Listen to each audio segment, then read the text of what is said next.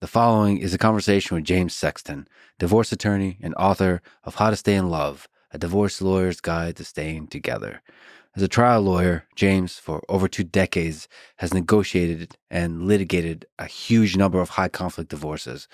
This has given him a deep understanding of how relationships fail and how they can succeed. And bigger than that, the role of love and pain in this whole messy roller coaster ride we call life. And now, a quick few second mention of each sponsor. Check them out in the description. It's the best way to support this podcast. We got 8 Sleep for naps, Inside Tracker for biological data, House of Macadamias for delicious and healthy snacks, Masterclass for learning, and AG1 that I'm drinking right now for gut health. Choose wisely, my friends. Also, if you want to work with our amazing team, we're always hiring. Go to lexfriedman.com/hiring. And now, on to the full ad reads. As always, no ads in the middle. I try to make these interesting. I really do try. But if you must skip them, I will forgive you. But please still check out the sponsors. I enjoy their stuff. Maybe you will too. This episode is brought to you by 8 Sleep and their Pod 3 mattress. I cool my body under a warm blanket with the 8 Sleep Pod 3 and my smartphone. You can control each side of the bed separately to, I think, down to 55 degrees and as hot as 110. I've never done that. I think it would be insane to do that. But some of the greatest experiences in my life include some insanity, so maybe you should try. Try and report back to me how that goes for you. I like the bed cold when I sleep. And a warm blanket just creates a whole beautiful feeling of comfort. I think James in this conversation calls it a cocoon, like a relationship is when you're just in this private place together and you share this wonderful intimacy. So that's how I feel about this 8 Sleep cover. And there's a lot of other nice things I could say. But it's just a happy place. A good nap can solve so many things in life. So if you believe in a good nap, in the best nap, check it out and get special savings when you go to 8sleep.com/Lex. This show is also brought to you by Inside Tracker, a service I use to track biological data that comes from my body. My body, as John Mayer says, is Wonderland. And it sends a bunch of signals, a rich, complex set of signals. And it's nice to be able to track them, to collect them through whatever ways we currently have, and to make lifestyle and diet decisions based on that. That's the future. It's obvious. I can't wait till the day when we can get the full richness of signals that the human body provides. I mean, just the incredible variety of organisms, the multi-hierarchical system that is the biological organism that each of us are. To get the signal, to get like the detailed chemical, mechanical, electrical signals from this multi-hierarchical organism and use those signals to get an understanding of what's going on inside. The full temporal picture, just from second to second, how all of that changes. I mean, that's so exciting to me. And so obviously first steps towards that is to collect blood tests that give you all kinds of information. But if there's a way to get like richer and richer signal, both in terms of the set of signals and the temporal resolution of those signals. Anyway, get special savings for a limited time when you go to insidetracker.com/Lex. This show is also brought to you by the delicious, the amazing, the high quality, the healthy, what else can I say, House of Macadamias. I have all of their snacks. 2 things I want to tell you. 1, I know I'm an adult because I now have purchased and own a couch. This is a big accomplishment for me. Number 2 is I know I have made it in life as far as material possessions go, is I have a small closet in my kitchen. I don't know why I said small, like I'm trying to be humble. It doesn't matter the size. It's a damn closet in my kitchen. And it's, I guess you can call it a food pantry. And I know what you're saying. I have a food pantry too. This is not a thing I thought you could possibly have. And I have it. I have made it. So anyway, my food pantry is mostly filled with nuts, macadamia nuts, and macadamia nut-based snacks because I love it so much, and I love sharing that joy with others when they come over and they're perfectly portioned snacks. You too can take part in the joy when you go to houseofmacadamias.com/Lex to get a free box of their bestseller, Namibian sea salted macadamia nuts, plus 20% off your entire order. That's houseofmacadamias.com/Lex. This show is also brought to you by Masterclass. $10 a month gets you an all-access pass to watch courses from the best people in the world at a particular thing, whatever that thing is. Whatever a cool thing you can imagine, Masterclass probably has a course from a person that does that thing better than anyone else in the world. We're talking Gary Kasparov. We're talking Daniel Negreanu, Neil Gaiman, Martin Scorsese, Tony. It just goes on and on. Will Wright. I should talk to Will Wright at some point. Like, video games bring so much happiness to me, and to understand the creative art that is the design, the implementation, the deployment, the whole shebang of it, of creating great video game. I can't wait. I can't wait to talk to Todd Howard again many, many more times. My dream is to somehow be part of the next Elder Scrolls in some way. I hope one day you shall find me in a cave somewhere in an Elder Scrolls game. If you want to learn about the process of creating such a game, you should listen to a game designer, one of the greatest ever, Will Wright. If you want to learn about directing, Martin Scorsese, there's a masterclass for that. One of my favorite. Daniel Negreanu on poker, by the way, this is one of the greatest masterclasses you'll ever see. There's a whole lot of them, and you can get unlimited access to every masterclass and get 50% off an annual membership at masterclass.com/LexPod. That's masterclass.com/LexPod. This show is also brought to you by AG1, this delicious drink that I drink twice a day. Some people drink once a day. It's an all-in-one daily drink to support better health and peak performance. It's green. It's delicious. It has 75 vitamins and minerals. You know, a long time ago when I was growing up, I would watch Popeye, a cartoon, and he would drink spinach or he'd eat spinach, whatever it was, and he would get really strong and beat everybody up. That's what AG1 is. It kind of looks like whatever the substance that Popeye was consuming. I kind of like to think he was drinking AG1. And I kind of like to think of myself as a Popeye. Anyway, it gives me a nutritional foundation to whatever crazy thing I do in terms of eating, in terms of exercise, in terms of physical and mental stress and all the things I do in life. AG1 is just the place where I go to be grounded. It reminds me of home. It reminds me of ritual. It centers me.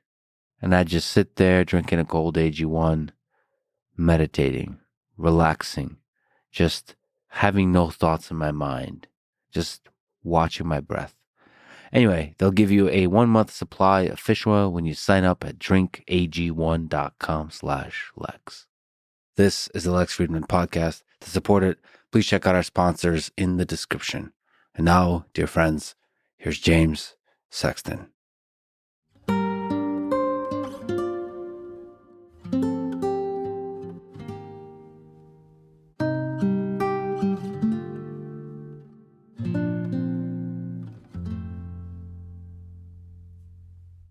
What is the most common reason that marriages fail? That's a great question, but it's a question that everybody wants there to be a simple answer. Like, they want me to say cheating or money or, the internet.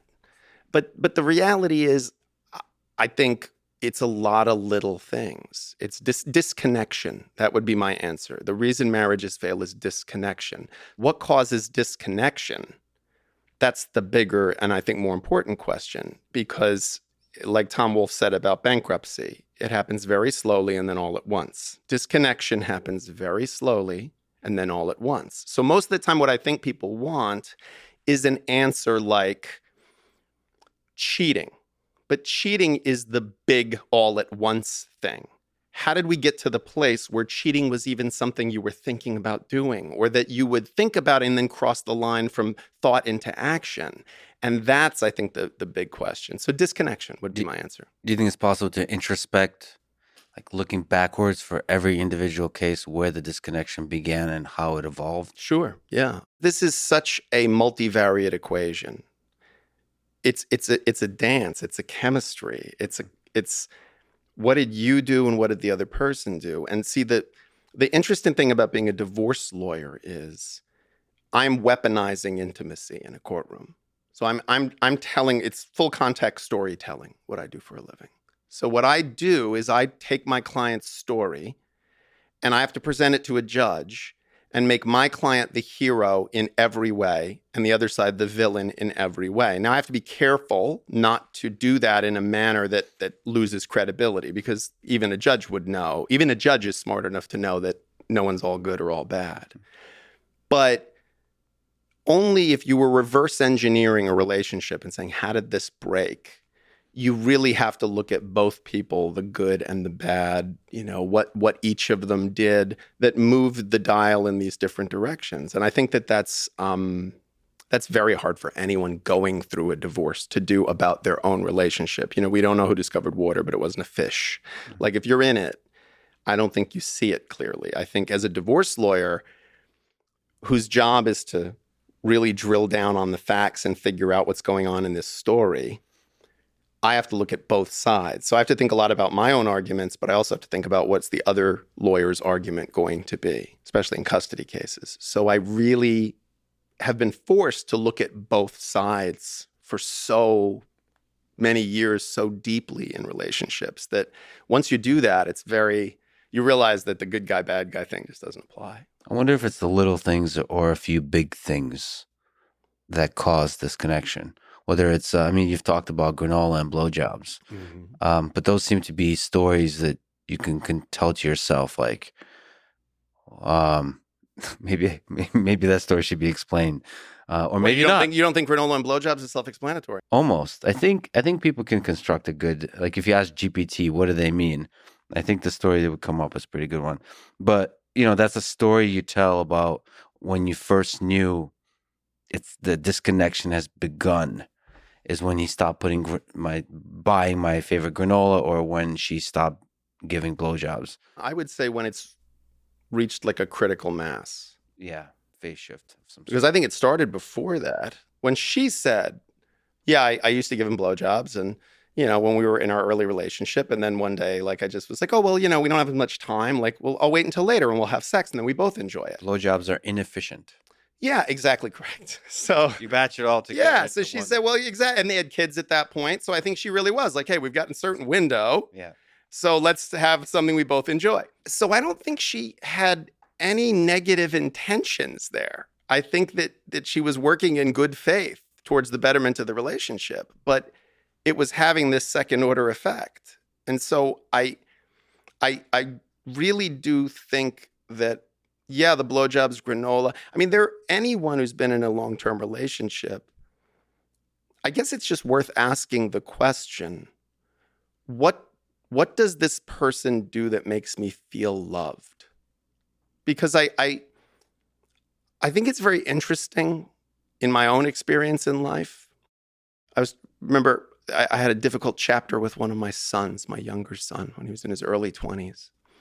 And we were having a heartfelt conversation. And I said to him, do you know I love you? And he said, well, yeah, of course I do. I said, but do you feel my love? Like, do you feel it? Not just do you know it intellectually, do you feel it? And I remember thinking to myself, when do we feel someone's love, right? Like, what is it that they do? And sometimes it's the weirdest, silliest things that they would never know. They are the person who's showing us that they love us and that we're feeling their love.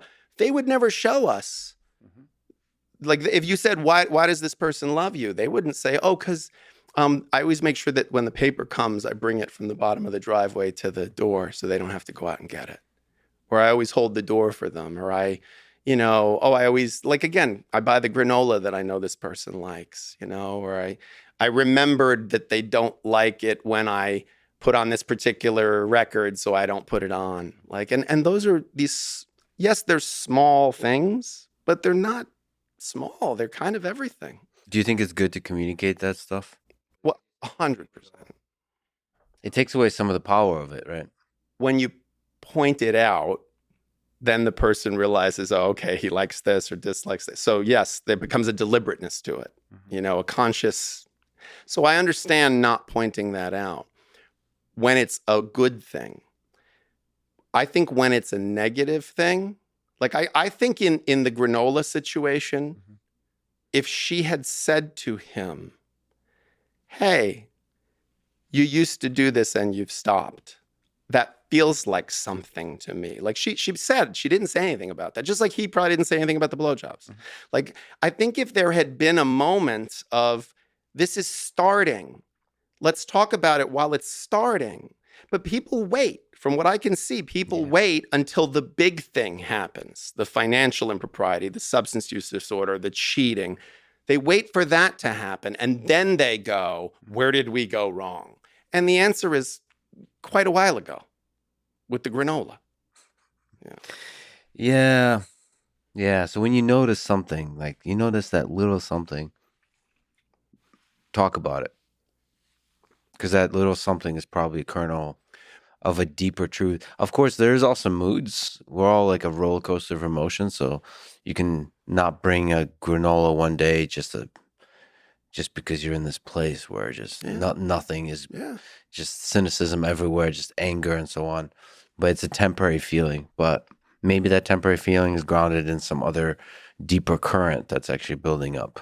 Yeah, and I think a good partner wants to understand the currents of their partner, right? Empathy. They want to understand, like, hey, are you going through something? Like, and look, if I'm the one you need to take it out on, that's okay. Like, I'm a big boy. I can take it, like if you're hormonal, if you're, frustrated at work, if you're whatever, like we should be able to, to have a little bit of that interaction in a relationship. But I do think it's so easy to just say to people, oh, communication is the key. But it really is about fearless kinds of communication. It's about really honestly saying to somebody, this feels like something to me. Am I wrong? Like, this just feels like something to me. And also how that's presented. I mean, one of the things I'm very caught up on or feel very strongly about is that we have been encouraged culturally to criticize people we're in long-term relationships with. Not new relationships. New relationships, you put the person on a pedestal, you're allowed to just, oh, they're wonderful. But every trope out there in every form of popular media is like the wife rolling her eyes at the husband and the husband being like, oh, this loathsome harpy that castrated me. As if like people are just passive players in their lives. And I think that is an incredibly toxic message to send to people, that this is how we should be relating to our partner. Like you don't take the piss out of your partner in front of people. Like the successful relationships I've seen are where people are just cheering for their partner, where they are thick as thieves, where there is just this feeling of like, man, they like each other. Like they got each other's back like you wouldn't believe. Like, man, you could take sides against anybody, but take sides against their partner, you're going down. Like, and that when you see a couple that has that, you just, that's so hard to break. But I think that comes from having like a steadfast, no, I don't do that. Like, I don't shit talk my partner. Yeah. Like, and you don't shit talk my partner to me. Yeah. Like, and that to me is because I think we're just so criticized by the world. The world is so full of criticism. We criticize ourselves so harshly that having a partner who, no matter what, is like, you've got this, I'm with you. Like, okay, yeah, you screwed up. I see it. Look, I'm not going to lie to you about your blind spots. You screwed up. But you know what? People screw up sometimes. You got a right to screw up. A lot of people screw up. Come on, get up. Let's go. I know you have it in you.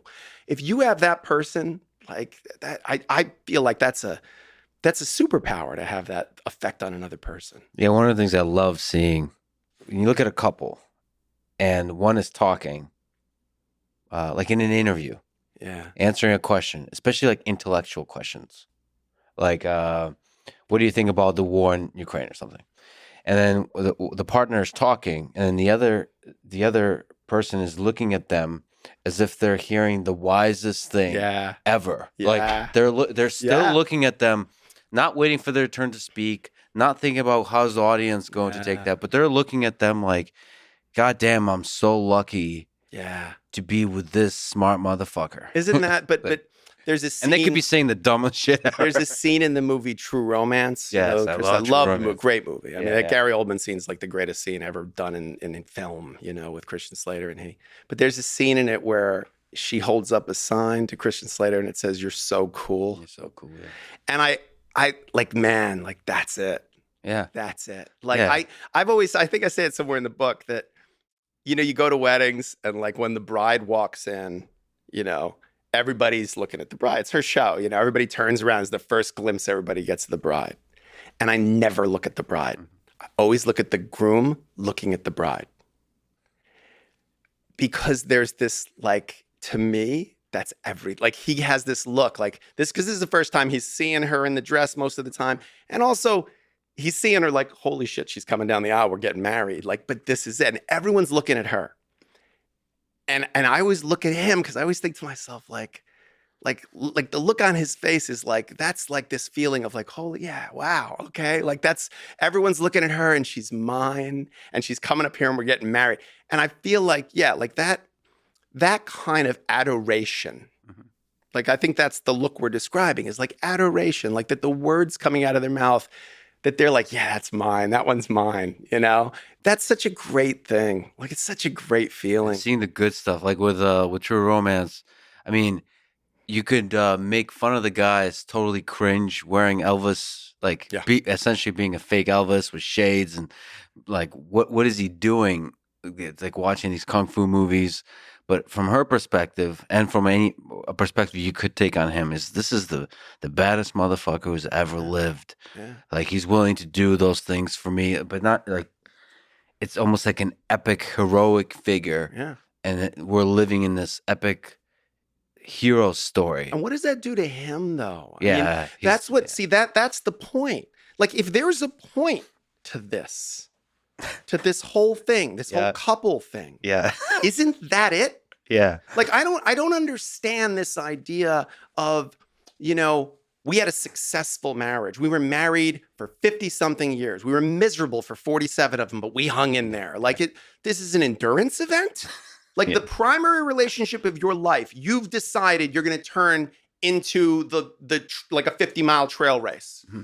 Like why? Why would you do that? Like congratulations, you took the concept of monogamy and made it something that two people are absolutely not going to enjoy, but you hung in there. Yeah. Like, congratulations. And I understand there's religious perspectives that say, well, it's a sacred covenant, but I have a real chicken or the egg problem with that. Yeah. Because I think it was like, well, how do we sell this incredibly stupid concept that isn't working to people? I know, we'll tell them God says you have to, and we'll sign on for that. I don't buy it. I don't buy it anymore. Because when you see a successful marriage, or you see two people, even without a marriage, you see a pair bond, you see a couple that really love each other and cheer for each other in that way, and like hang on each other's words that way, and like are just in each other's corner that way.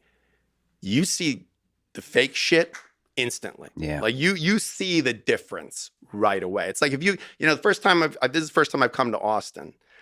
I thought I'd eaten a lot of barbecue in my life. I've never had Texas barbecue. I landed, I went and had barbecue. Yeah. I was like, okay, I've never had barbecue before. Apparently, this is a whole different thing. Yeah. I think it's the same thing. I think it's like once you see real love, and I mean romantic love, like real love like that, real bond, you go, oh yeah, this other thing's not going to do it. Do you think that's a daily deliberate choice that a couple like that makes? Because it feels like a very easy to do deliberate step.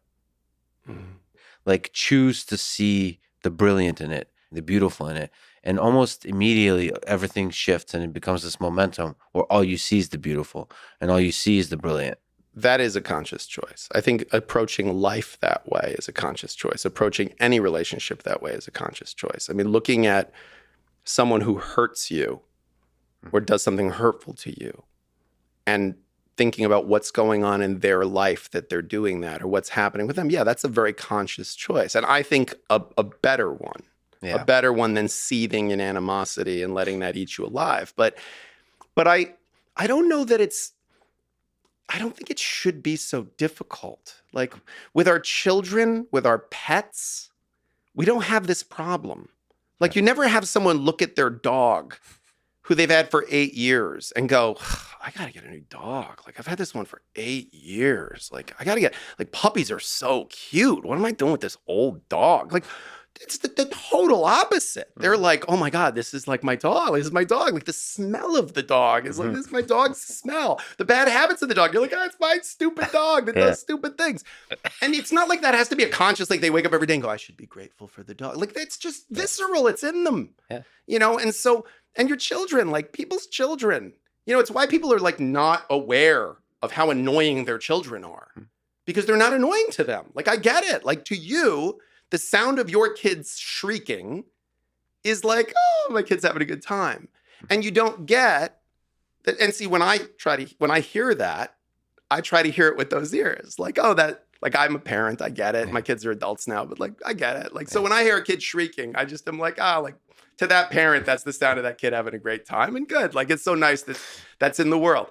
But so for me, it has to be conscious. For that parent, I don't think it has to be conscious. So I think it would be great if it didn't have to be a conscious practice. But I wonder if, like anything in meditation or mindfulness, it's a matter of exercising that way of seeing. Yeah.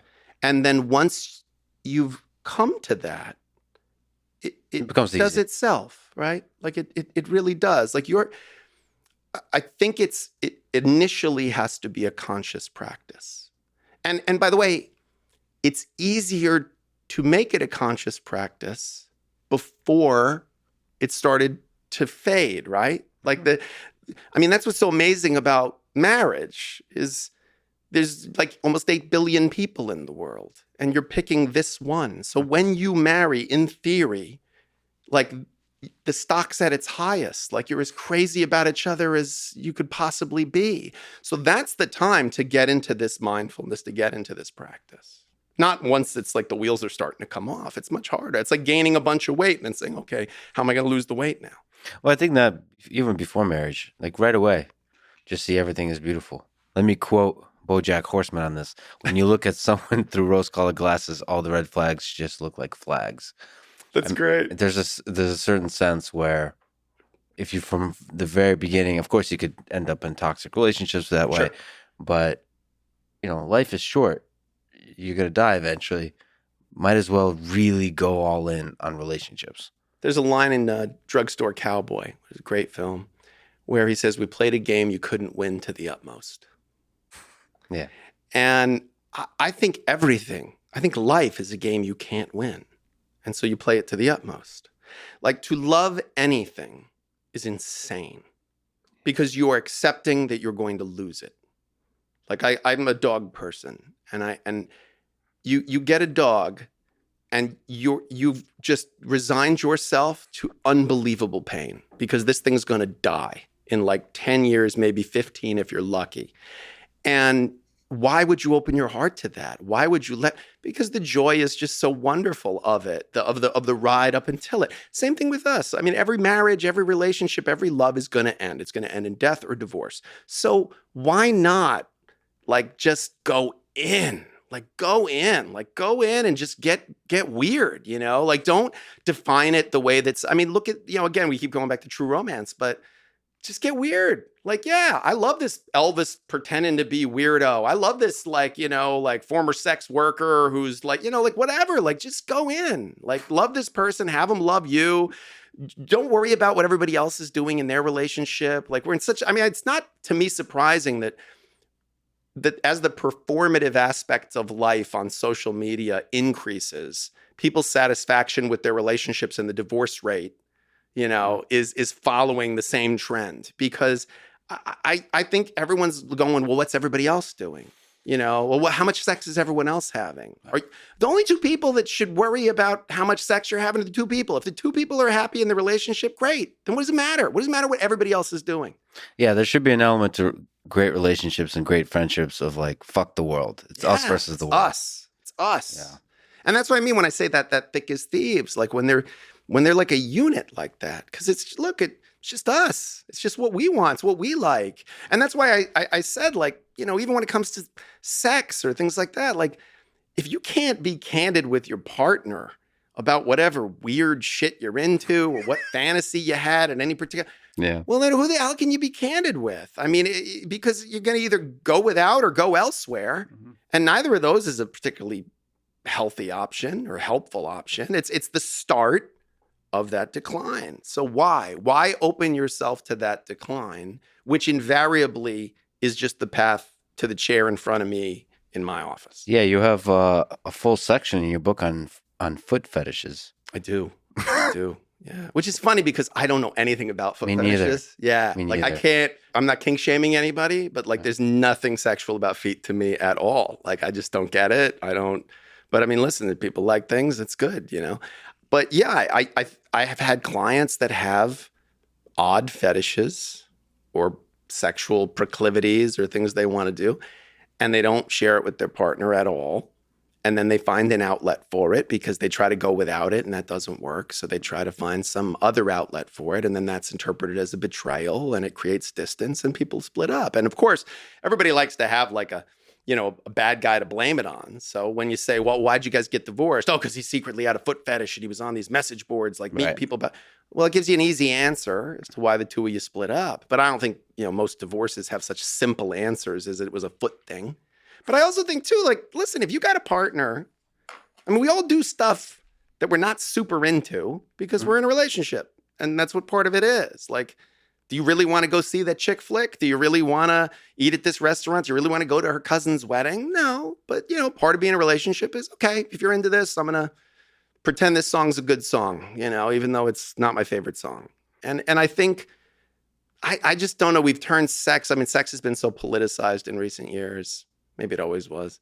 But I think we've made it into something where we can't just, I don't know, I'm not into feet, but if the woman I love was like, I'm really into feet, like I really want to do stuff with your feet, I'd be like, all right, I can pretend that I'm into that. Like it's not going to kill me. Yeah. I'm not going to be able to make it a centerpiece of our coupling, but I can pretend I'm into feet if you want. I don't personally have any fetishes that are outside of the normal discourse. As a divorce lawyer, I get to experience the whole spectrum. But if I was into like furries, for example, I don't know how I would initiate the conversation with my partner about that. But frame the question the other direction. Yeah. If you were into furries, how do you prevent your partner from knowing anything about that? That feels like you'd have to make a conscious choice to not let your partner know. Sure. So I don't think either of those is a particularly palatable or easy proposition. But a lot of people live life hiding some part of themselves. Yeah, quite unsuccessfully. Like the second order effects of that are very rarely positive. Sure. I don't think I've ever met someone who went, I really hid this huge part of myself for an extended period of time, and that's the best thing that happened. I'm really glad. I'm really glad I stayed in the closet as long as I did. It really worked out. Like it rarely does. It's a question of how long can you hold it off. Yeah. Like I know gay men who stayed in the closet for 40 years, 50 years of their lives. And then they had a successful second chapter as a gay man. Mm-hmm. I've had clients like that. Do they regret that they were in the closet? No, because they were married, they had kids, like they had experiences they're glad they had. But would their advice to a young person in their 20s and 30s who's gay be stay in the closet because then you can have a wife and some kids and then you can come out when you're 50 or 60 and have a second chapter? No. Yeah. They would say, be who you are. Don't be afraid, As you were talking, I'm trying to think of, because I'm publicly and privately, I'm the exact same person, or try to be the exact same person. So I usually try to make sure there's nothing to hide.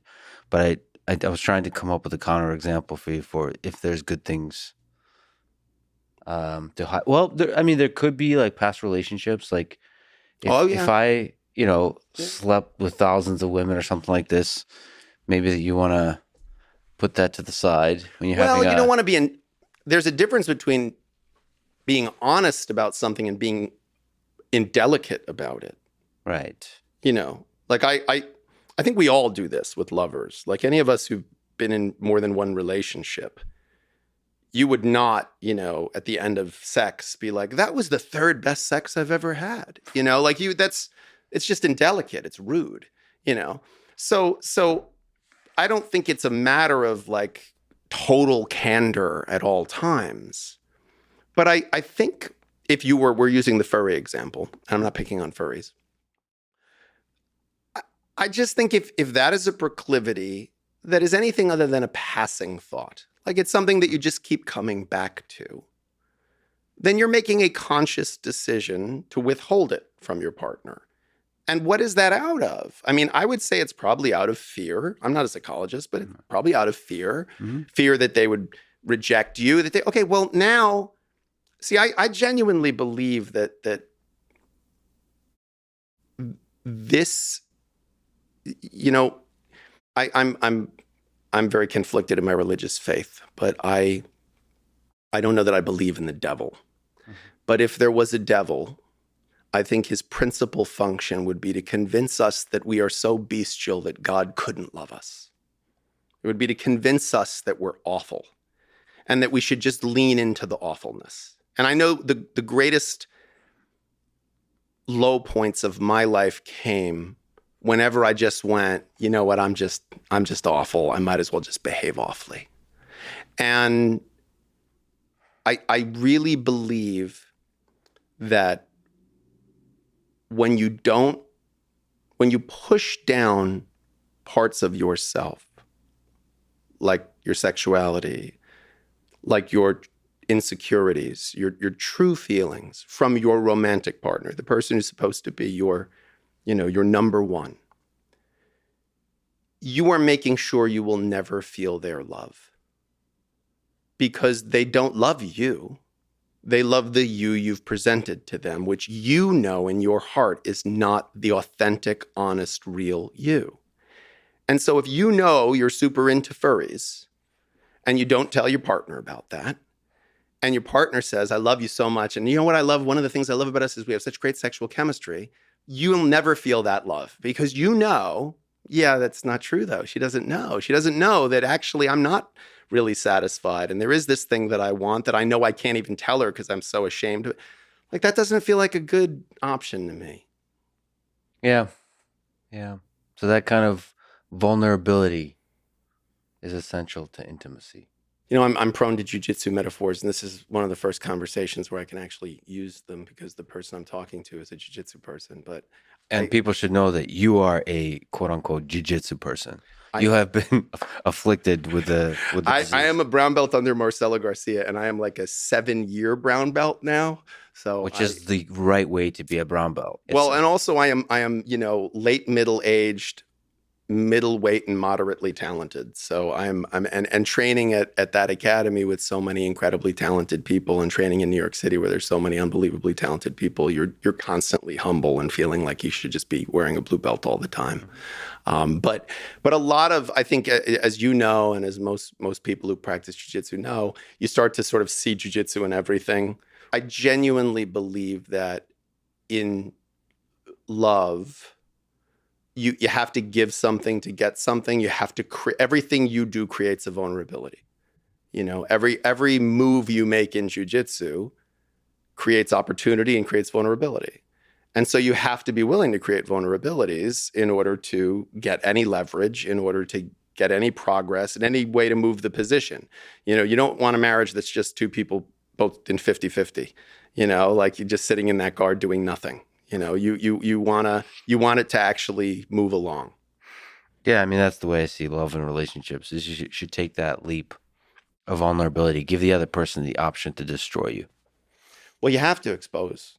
And that's the part that I think is hard for everyone, you know, is to expose yourself in that way. But that's what I mean even when I said about getting a dog or having a child. Like loving anything is tremendously courageous because it's terrifying. And it's only brave if you're scared.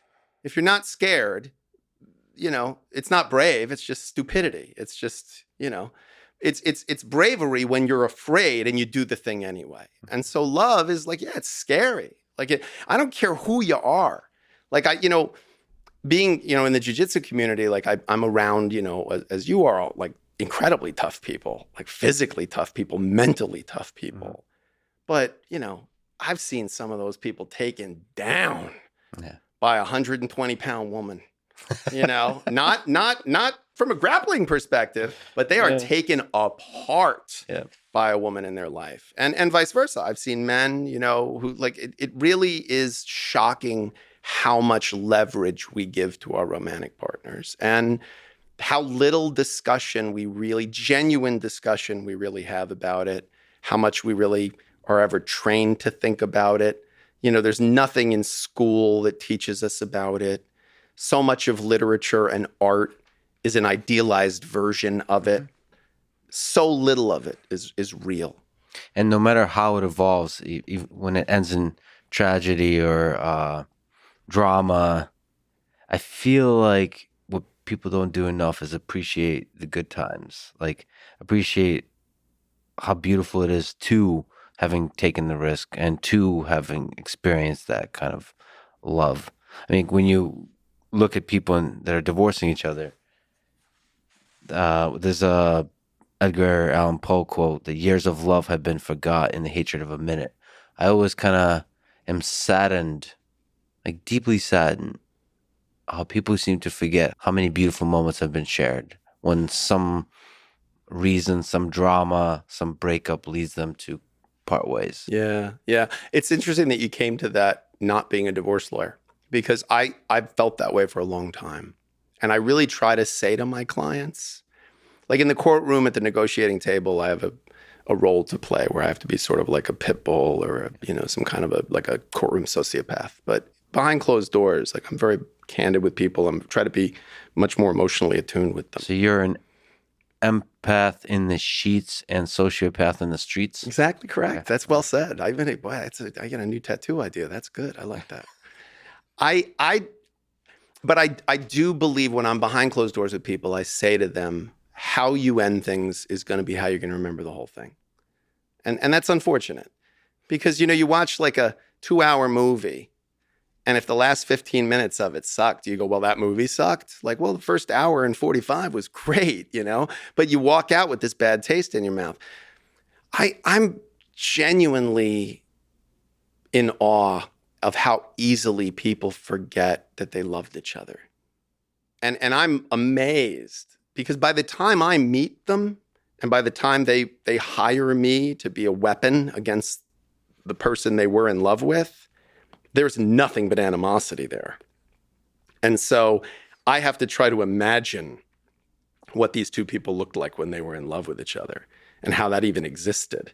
But I have to tell you, like, I don't function that way. Like every woman I ever had a relationship with, like when I think of them, I don't think of the ending necessarily. I try to think about the greatest hits. I try to think about the moments that were wonderful, where I loved them and they loved me, and like there was joy and there was connection. And I don't know why you'd choose not to. There's that old axiom, I don't know who said it, that if you don't learn to find joy in the snow, you'll have less joy in your life and precisely the same amount of snow.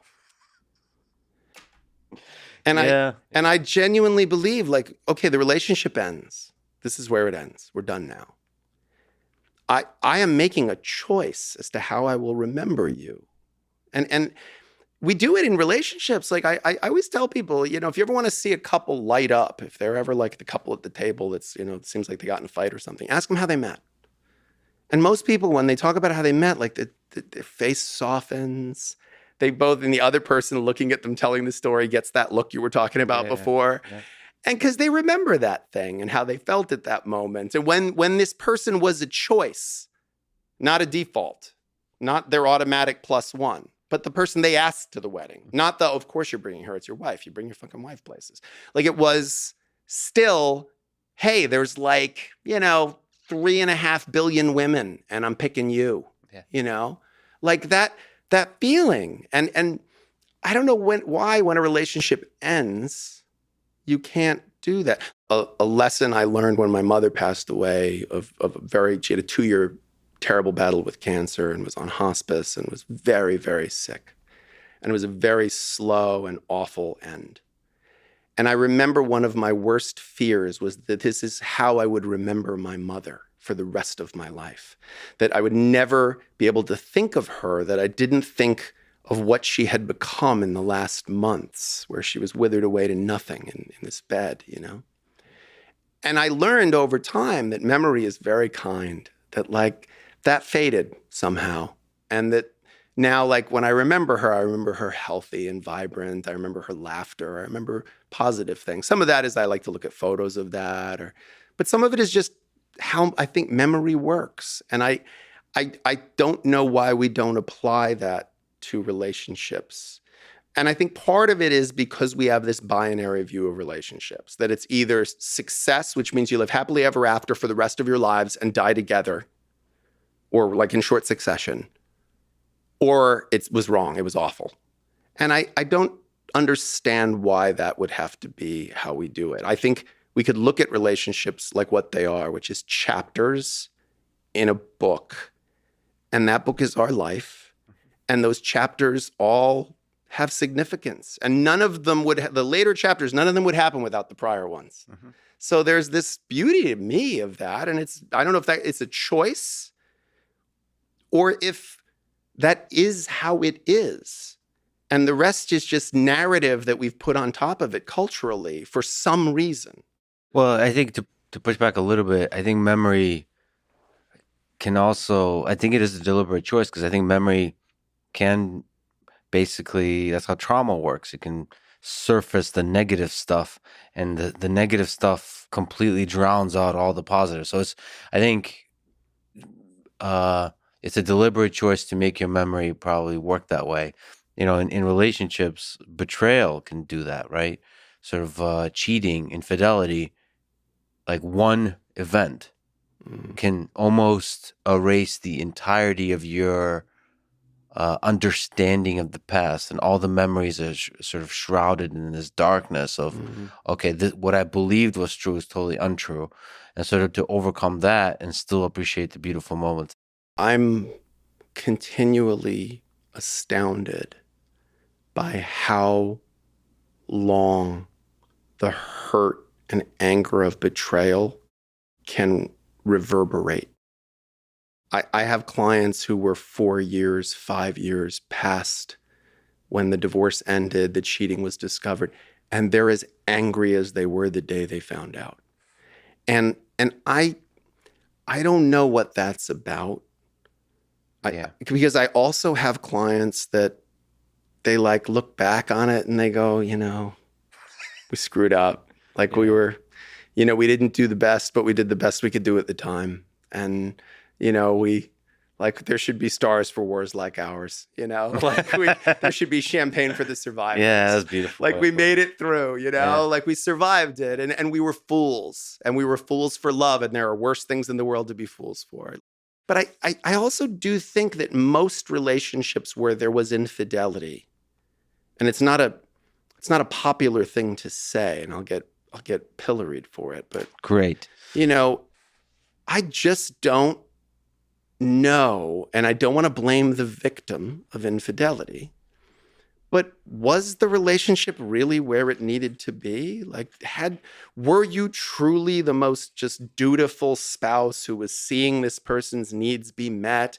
Again, we've established in the granola story that people can sometimes, with good intentions, not be meeting their partner's needs, or perceiving their partner's needs, or their partner isn't communicating them the right way, or all of the above. But I've rarely seen very happy, content couples that cheat on each other. Mm-hmm. And so I understand there's a shame in saying this person cheated on me, or I cheated on this person. Because I represent the cheater and I represent the cheated. I represent the victim of domestic violence. And I represent the perpetrator of domestic violence. I represent the person with the substance use disorder, the person married to the person. So I don't get to choose the white or the black hat. Like I have my client, and that's my client. And it forces me to put myself into their story from their point of view. And I think that kind of radical empathy that you need to engage in on a daily basis to represent people in those kinds of proceedings, it just, I don't know, it just doesn't seem like there's good guys and bad guys, you know? It just seems like it's complicated and people's intentions and where they actually end up are different. Yeah, I think there's some sense in still remembering the betrayal as it being a symptom of taking life a little too seriously where you don't, life shouldn't be taken that seriously. You should be able to laugh at it all. I like the story you say of, you know, being able to appreciate the battle that should give stars for those kind of wars that we fought and just kind of be able to laugh at it all. Especially with love. Like, love's just so absurd. Yeah. Like, it's just crazy. It's so crazy. I mean, like, I think it's funny. I think, I mean, this is real candor, but, you know, as a man, like, there's nothing funnier than when you finish masturbating, you know? There's no more humbling moment. And I like to think about the fact that, like, the richest, famous, most powerful person in the world, they jerk off. You know, the most powerful man in the world jerks off, I'm sure. You know, all of them do. I mean, you probably know them, so you could ask. But in that moment where you come and you go, what am I doing? Like, what the, now I got to wipe that, like, oh, like, good Lord. And there's this feeling of, but a second ago, this seemed like a great idea. And it was, by the way, it was a great idea. But there's this moment, this satori, you know, where you just go, oh, like, what? This is so silly. Well, like, that's love. That's sex. Like, it's great. Like, when you read other people's infidelity, the text messages, the emails, because I have to do that all the time. And I'll tell you how we make the sausage. In a divorce lawyer's office, some of the most entertaining moments is dramatic readings aloud of people's infidelity exchanges with their lovers. The sexts. Yeah, the sex and the like, you know, like, it's just so ridiculous because people have to go through like all kinds of gymnastics to be able to meet and have sex in weird places. Yeah. And, you know, and you're reading this and you're reading these texts and you kind of go like, oh my God, these people. And by the way, like, I've represented some very powerful people. Mm-hmm. And you read their texts with their lover or even their spouse, you know, and they're just pathetic. I mean, they're just like so not powerful. They're so like, hey, babe, you know, I have a will remain totally nameless. I have a very powerful, wealthy, famous former client where there's a whole series of texts about, is my dick weird? Which, by the way, I think the answer is if you have to ask if you have a weird dick, the answer is probably yes. Because I've owned one and I've never thought, is this weird?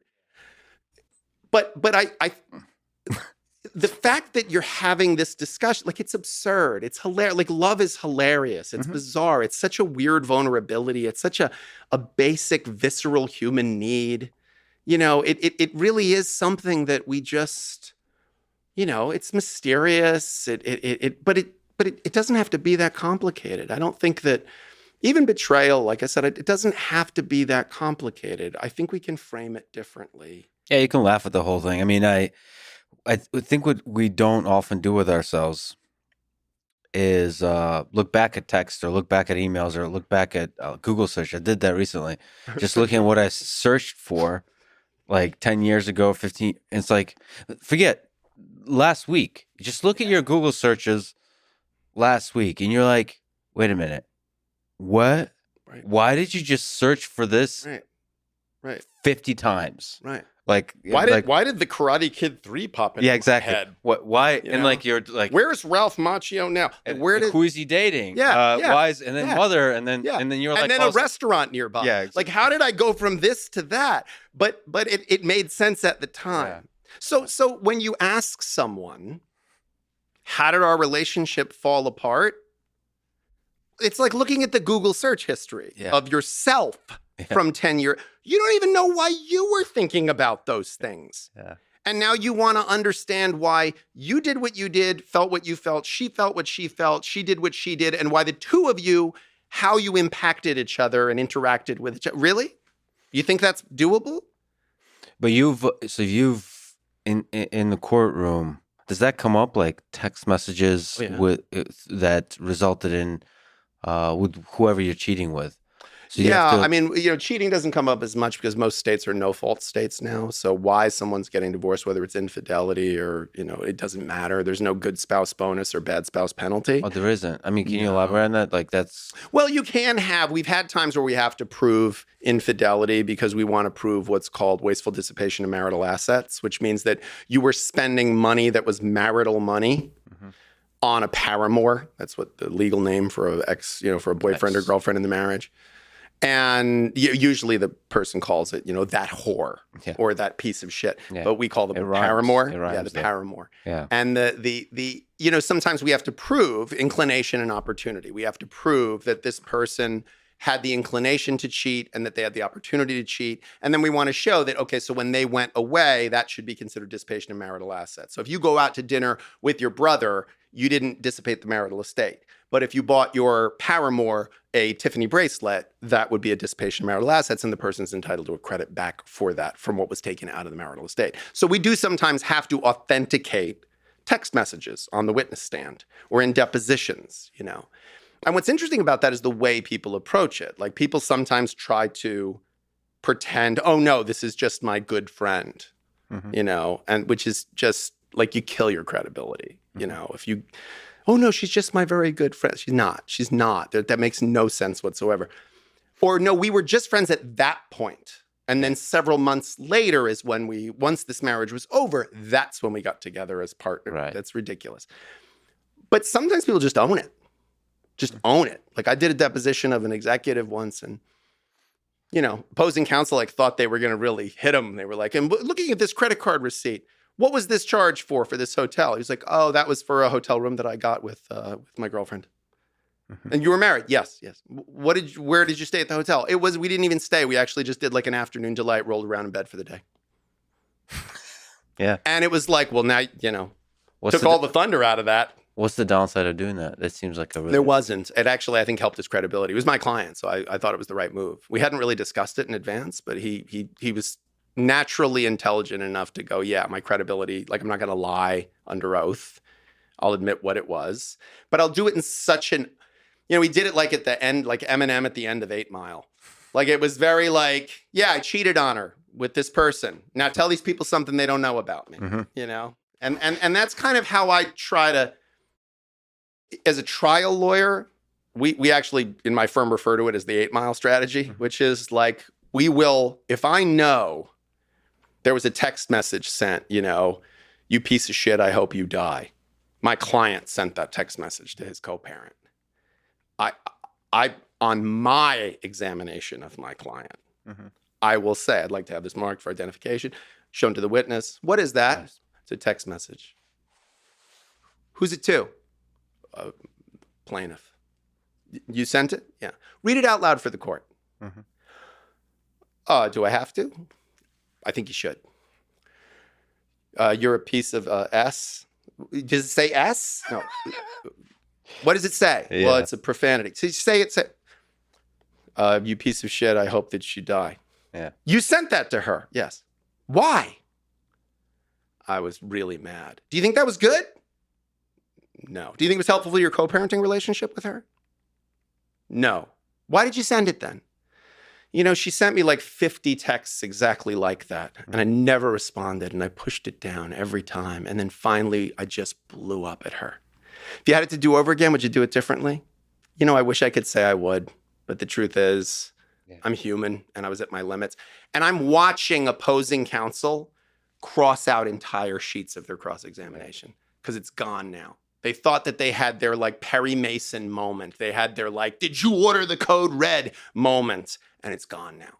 Because if you just own and accept your fault or your issues in the relationship, you can take a lot of the power out of that. And I wish we wouldn't take text seriously. I don't think we should have substantive discussions via text. I think text was designed for, are you here? Yes. 15 minutes away. Or I got here safely, love you. Like that. Substantive discussions. People love having arguments via text. Yeah. And I have to say, when you read other people's text messages, as I am often forced to do, it is amazing because just like that Google history you were talking about, I don't know how the hell you got from one thing to another.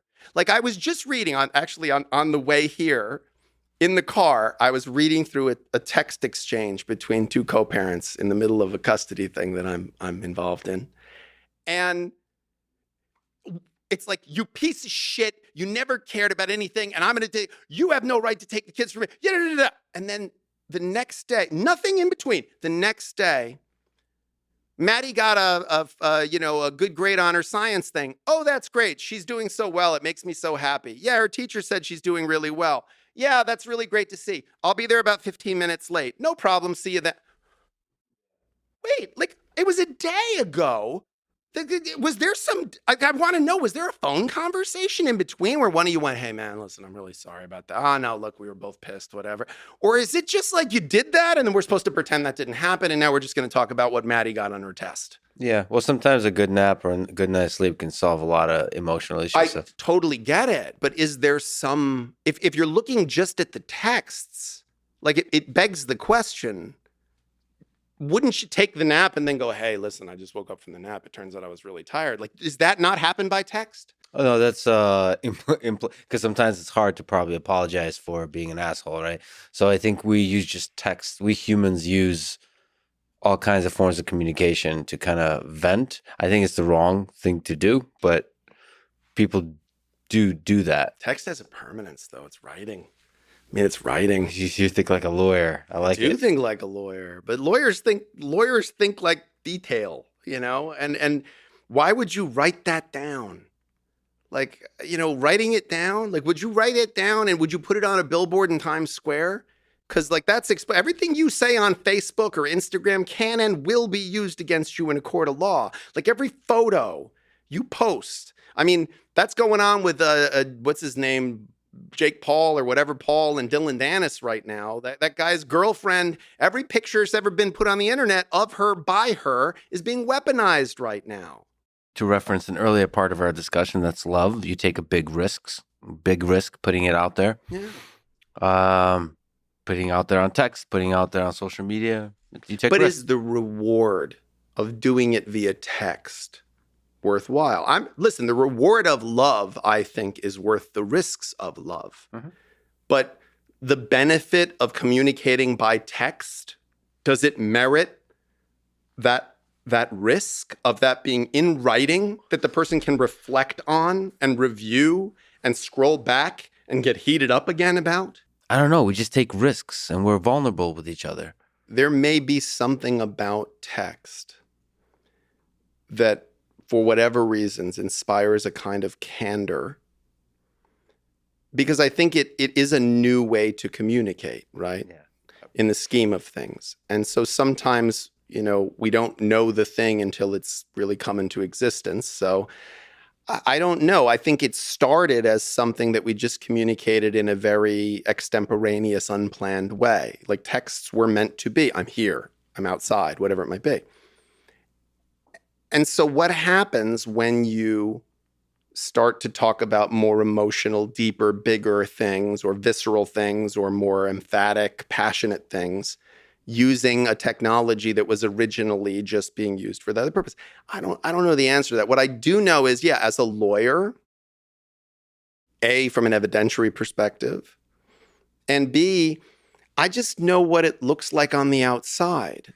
Like I know when I read it what it looks like. And that's not always accurate. Like to just see it's like when you watch, a video of someone at just their worst moment, and the person tries to say, but wait, that's not me. Like that was just me in that moment. That was me at this incredible low point. And I think as a lawyer, my job is to weaponize that and to try to say, okay, this low point is indicative of who they actually are. Yeah. And when I'm defending someone, I'm supposed to say, well, this is their low point, and we've all been to a low point, and this is just a moment in this person. And to judge them by that moment, would you want to be judged by your worst moment? So I have to be able to look at that both directions. Yeah, I mean, I don't think anyone looks great on text. I mean, there's so much of our communication that is missing. Your expression. Like my sense of humor does not do well via text. Like because I have like sometimes a sarcastic sense of humor, or I have a dry sense of humor, and it does not always translate well to text. The nuance of things is lost sometimes, Yeah, but that's what makes the risk of it hilarious. I mean, the emojis, the memes, all that.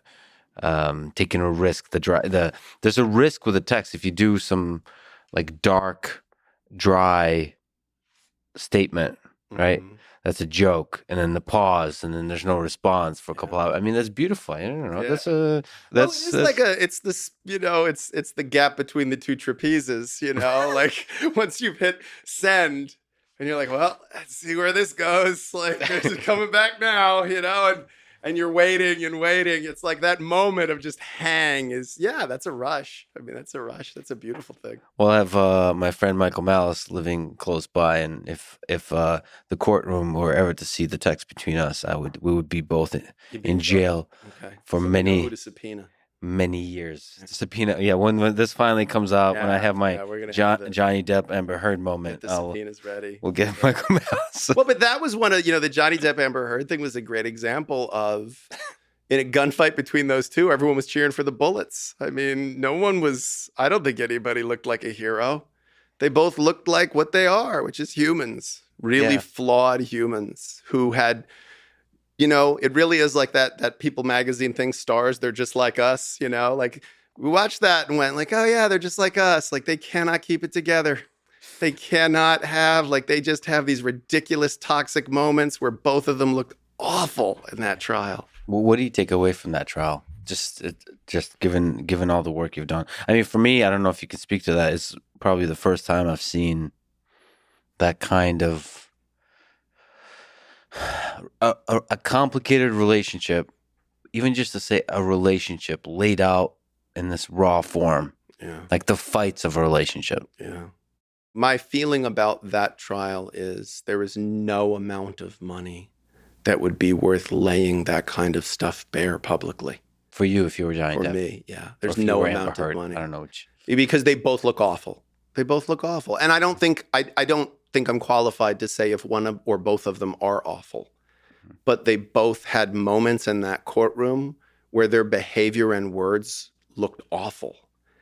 And I just don't know that exposing that to the world, I just don't know. I mean, I understand the point of view that by bringing that suit, Johnny Depp was saying, look, I have to show these awful things to the world about myself, but it's not as bad as what she's claimed I've done. Mhm. So I get it. I'm not saying that's incorrect. And for Amber Heard, I think her response is, well, for him to say I'm lying, I have to prove but my God, what a awful thing to watch.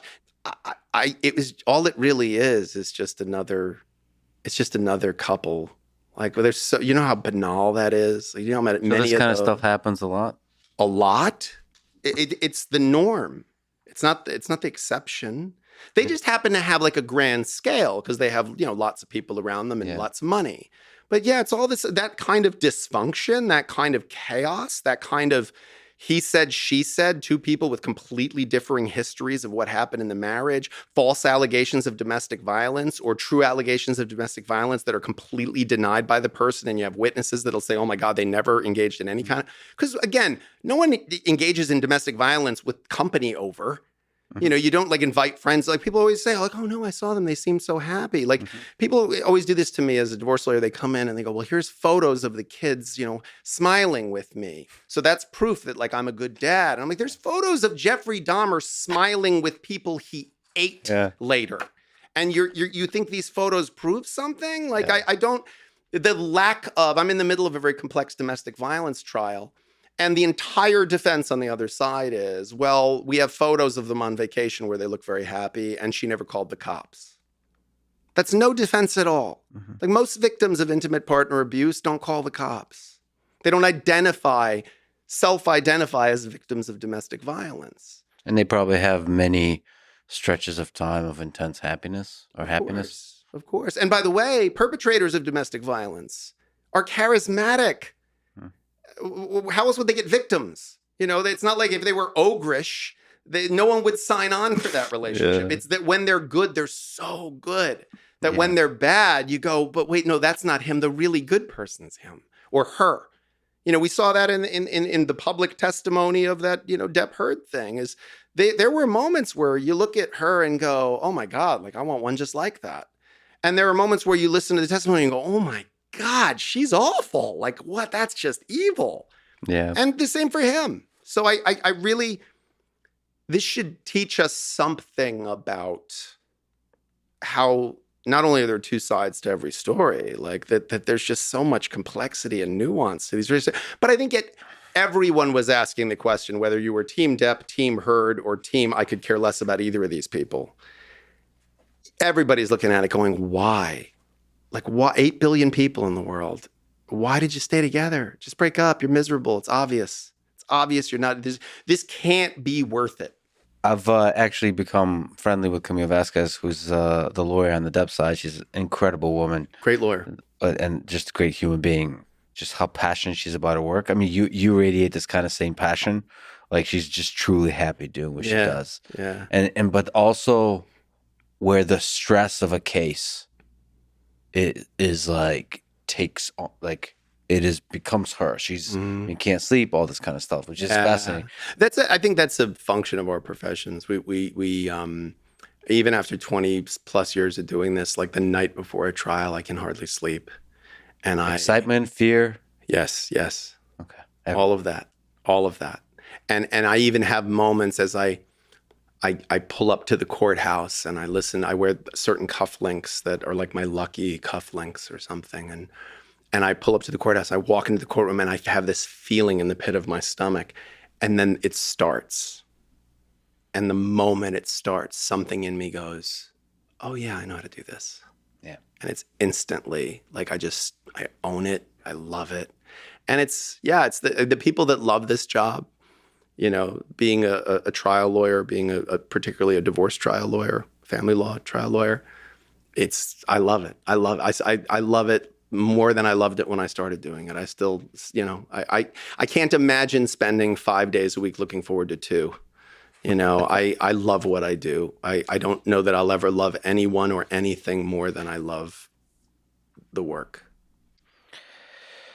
So I saw you on Talk with Steve Harvey a bunch of times, and I always loved it. One thing just sticks in my head from something he said as advice, that if you and your partner, your spouse, are, you know, if there's a fight, there's a difficult thing you have to deal with, keep that to yourself. Don't talk to anyone else. Like, that's a little, like, what does he say? Like a 2-arm circle or something, whatever the expression is. But basically, resolve it all internally. Don't, like, when you face the world, you have a front of like, Don't take sides against the family. Yeah. That's yes. That's what it is. Like, it all boils down to Godfather. Yeah, everything boils down to Godfather references. It really does. And true romance. Yeah, you don't take sides against the family. You don't show that weakness to the world. I mean, again, I don't know that Steve in candor would say you shouldn't discuss it with your own therapist, you know. Sure. But I think what he's saying is don't project it out to the world. Don't share that, because I think, you know, it can change the way people view your relationship, which then will change the way you view your relationship, you know. And so I think don't run reckless when it comes to that primary relationship. Don't run your mouth recklessly. Yeah, it's one of the things I mentioned to you offline that, you know, my now close friend Joe Rogan, I've never heard him ever speak negatively of his wife. It's always like super positive, how awesome of a person she is. And that to me has always been an inspiration to do the same for everybody in my life, to always speak positively about them. That has probably a virtuous spiral effect. I'm sure. Like that's probably because he has a great wife, and he has a great wife in part because of that. Yeah. Like I think it's clear that he's in her corner and cheering for her. It's clear she's cheering for him. Like they have. It's not like Joe Rogan's not a man who has opportunity. I mean, he's surrounded by UFC ring girls, for God's sakes. Like, this is a guy who has all the opportunity in the world, and he seems to be quite a fan of his wife. And that is, you know, that's a superpower. Like, that's a real thing. Now the question is, you know, he doesn't seem to talk about it like, oh, I got to really work at that. Yeah. And that's not a man who's afraid to talk about what he works at. Mm-hmm. He's pretty honest about, man, yeah, I got to work really hard to stay in shape. I got to work really hard to be able to do this. Like, yeah, I'm not good at memorizing that. It takes time. Yeah. But I've never heard him say like, oh, marriage is a lot of work. Like, and I think that's to his credit because it seems like they're enjoying that. And it's also not incredibly public. Like, it's not something most people couldn't pick her out of a lineup. He kept it private for many years, and just because it's a private joy, it's a private, like, deep, meaningful, intimate partnership. That's interesting. That's also an inspiration. It doesn't.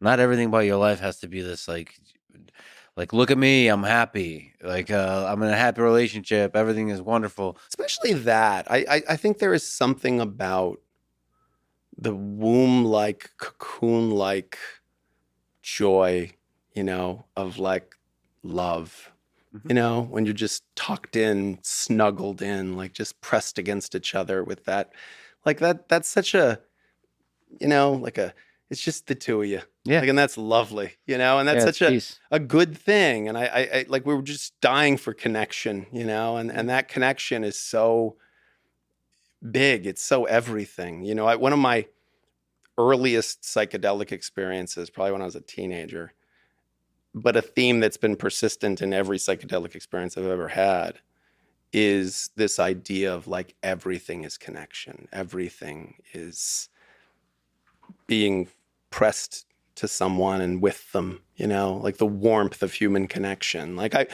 one of the reasons I enjoy listening to your work and your perspective has always been that I think at the core, you see connection and love. And I think for me, from my earliest experiences with psychedelics at 16, 17, I was very attuned to that. I was very much, that was put on my radar by psychedelics and just stayed part of my consciousness forever. And I think I had a 30-something year break from psychedelics. But it was like when I came back to it, I went, oh yeah, it's still there. That's still the core of everything, is connection. I mean, it's fascinating how deeply you value connection, how empathic you are, that you would be doing what you're doing, which is, or is it not? Is I it think not it's the opposite. counterintuitive? No, I think it's actually why I'm well suited for what I do. I think what I do is I have to learn the story of my client and know it and feel it very deeply. And I have to feel it in a very human way that's very compassionate to this person.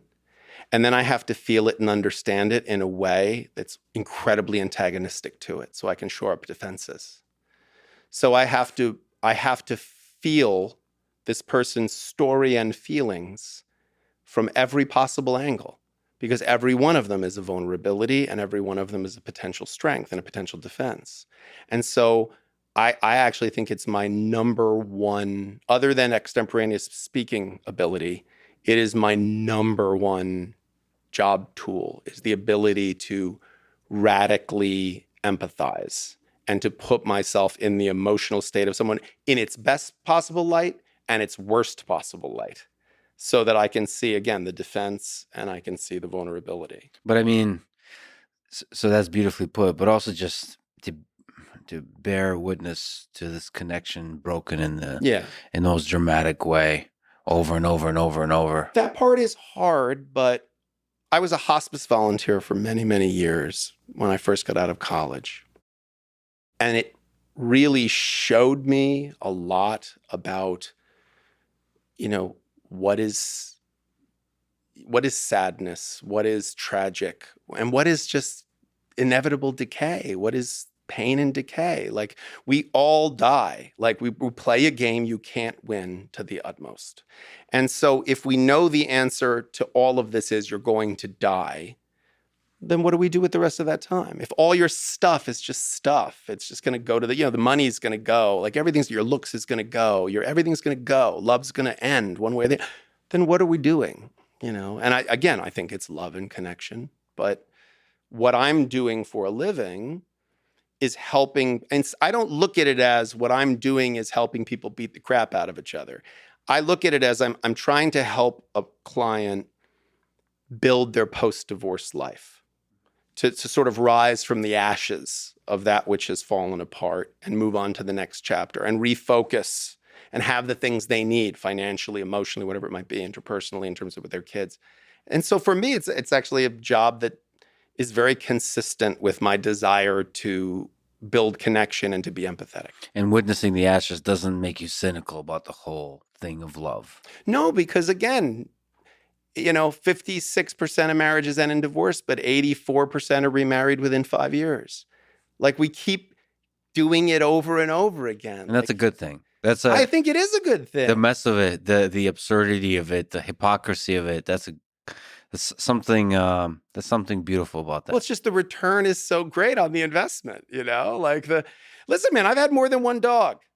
Yeah. Like when my dog died, the first dog I had died. I remember when I'm never gonna love again. I'm done. I'm done with this. I will never expose myself to this kind of pain again. I'll never have to take the dog bed and put it in the closet and ugh. And then some friend called me and said, we have an adoption event. Can you just watch this dog for 24 hours and then we'll take him? We just need, and I went, yeah, all right, I'll watch a dog for the night, and this dog comes and they say, oh, he has mange. He's not going to, I got another dog. He walked in and my heart went, yeah, I got a dog. And now that dog is 13 years old and his eyes are cloudy and he doesn't go up the stairs real well and he's going to break my heart. And I wouldn't change that for the world. I'm still there. I'm still struggling for the second one. I lost a dog and it broke my heart. But you'll never lose that pain.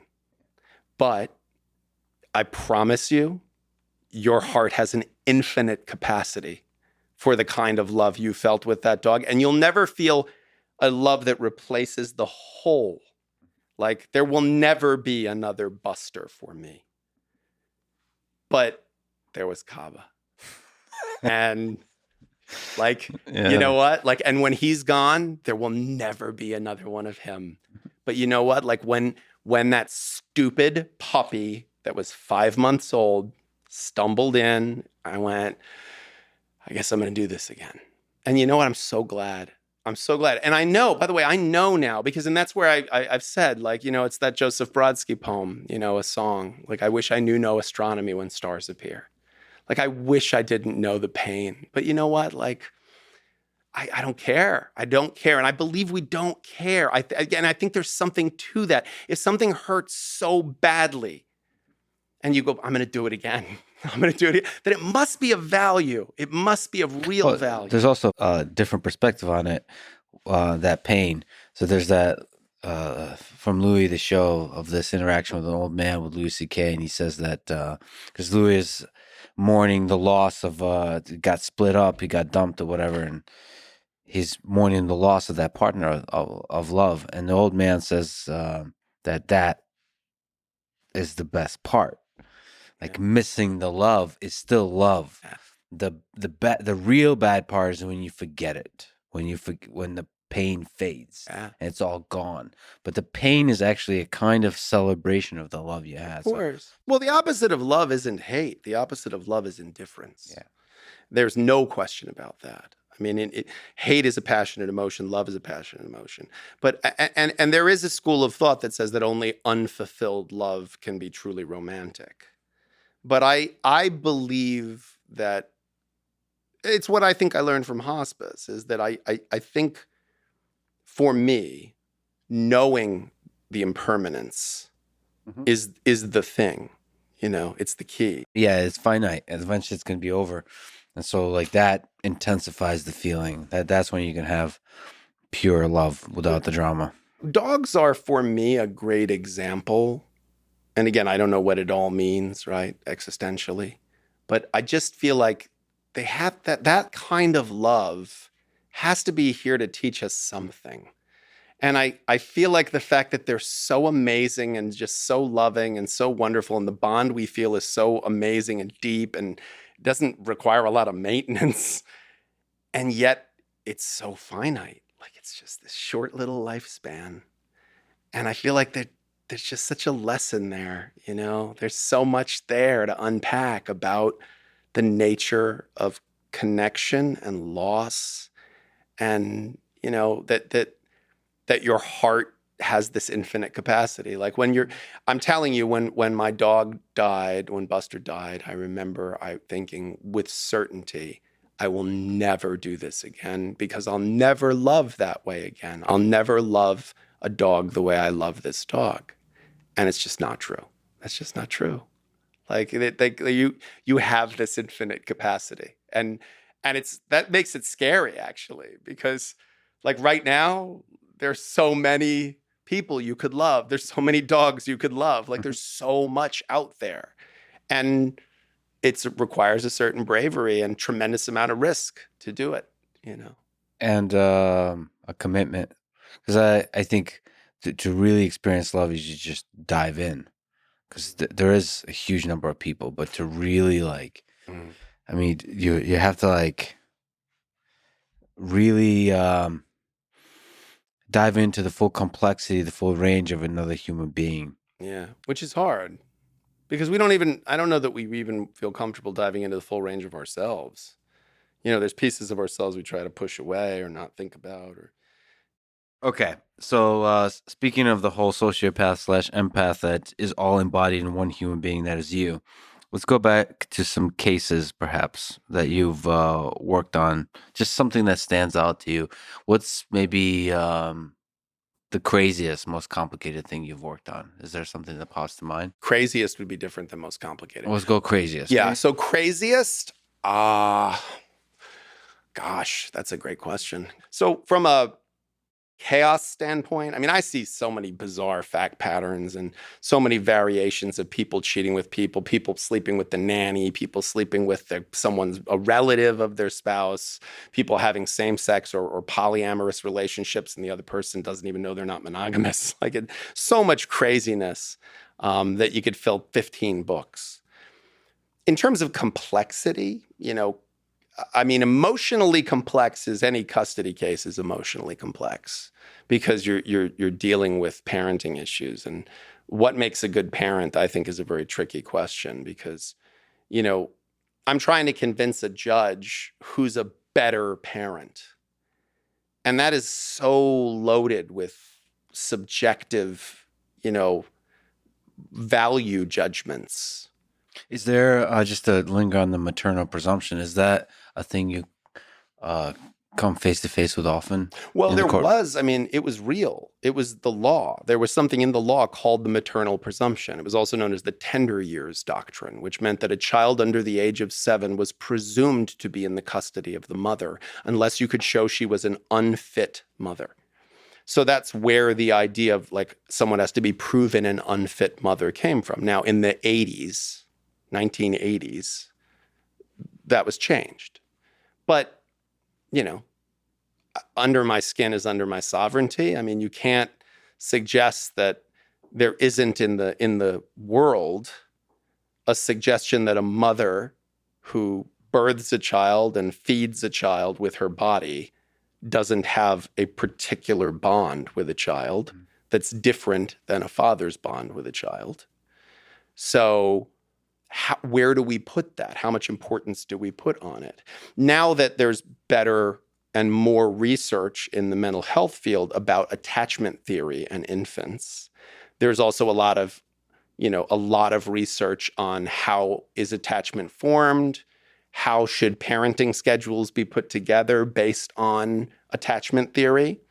But, you know, there's conflicting perspectives on that. And so as judge to judge, you see, like, is there a lot of variation? Yeah, there is, because there's lots of kinds of judges. Like there's judges that are thoughtful, enlightened, interested in the mental health research. And there's judges that just were unsuccessful lawyers that were good politically and got elected. And they just want to, you know, they just want a job where like they show up at 9 o'clock, they have a lunch break from 12 until 2 o'clock, and that they leave at 4:30, and they get a certain number of weeks vacation and a pension after 20 years.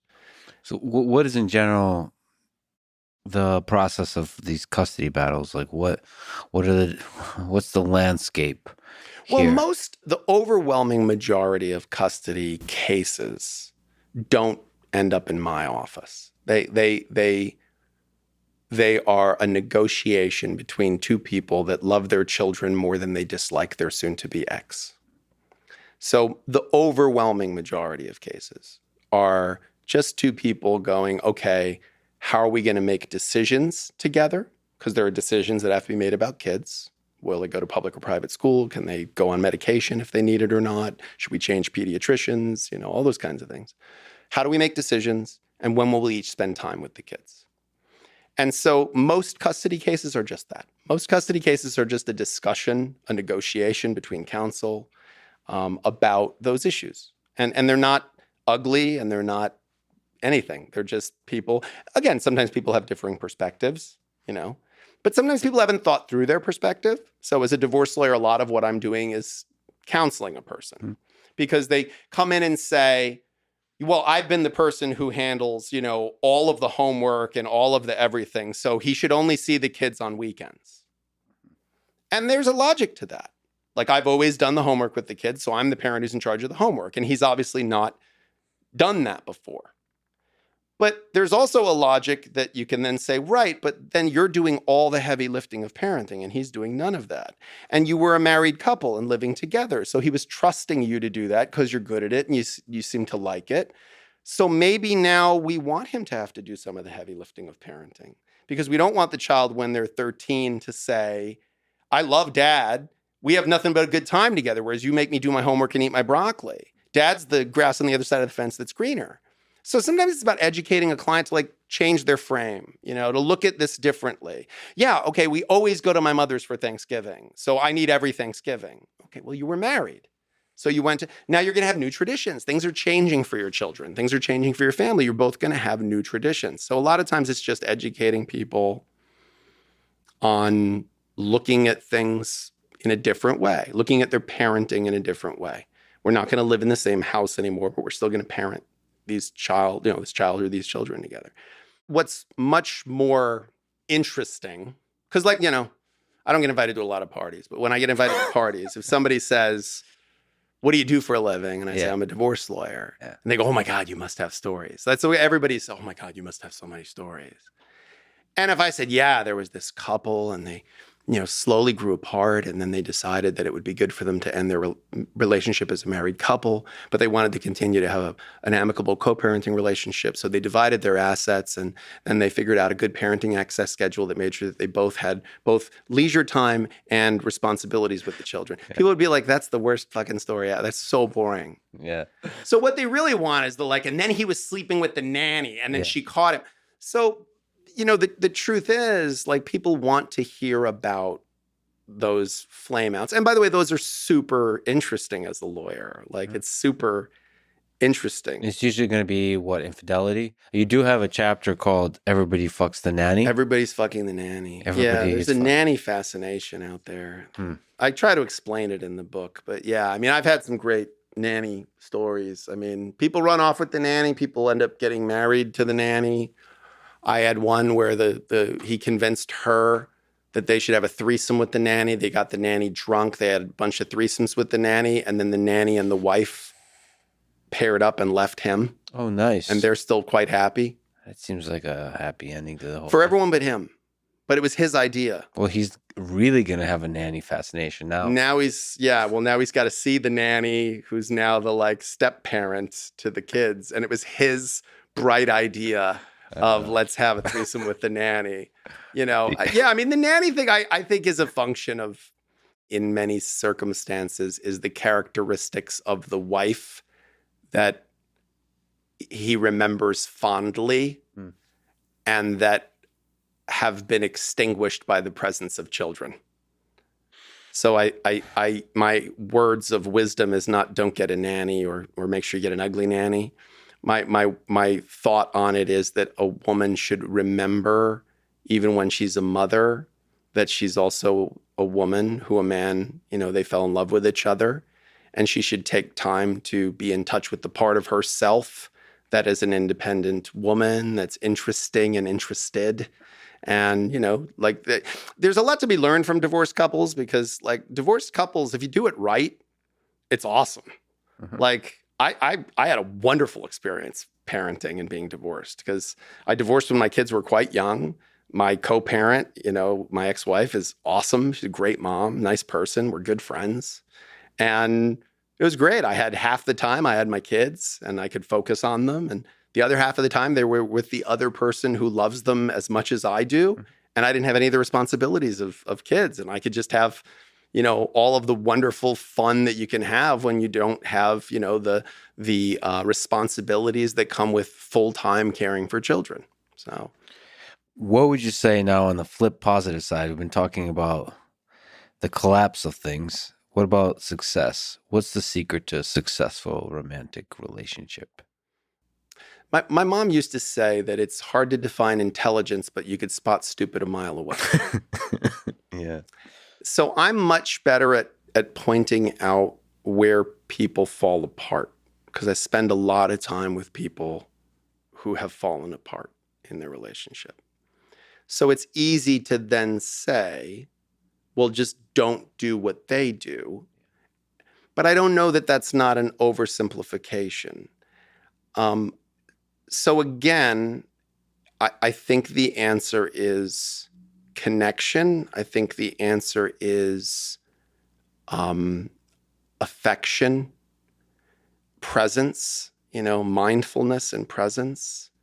I do think in my personal and professional experience that most people want you fully more than they just want you in a disconnected way. So if you were to say to your romantic partner, you can have me for 2 hours where I'm giving you my undivided attention and I'm really joyful to be with you.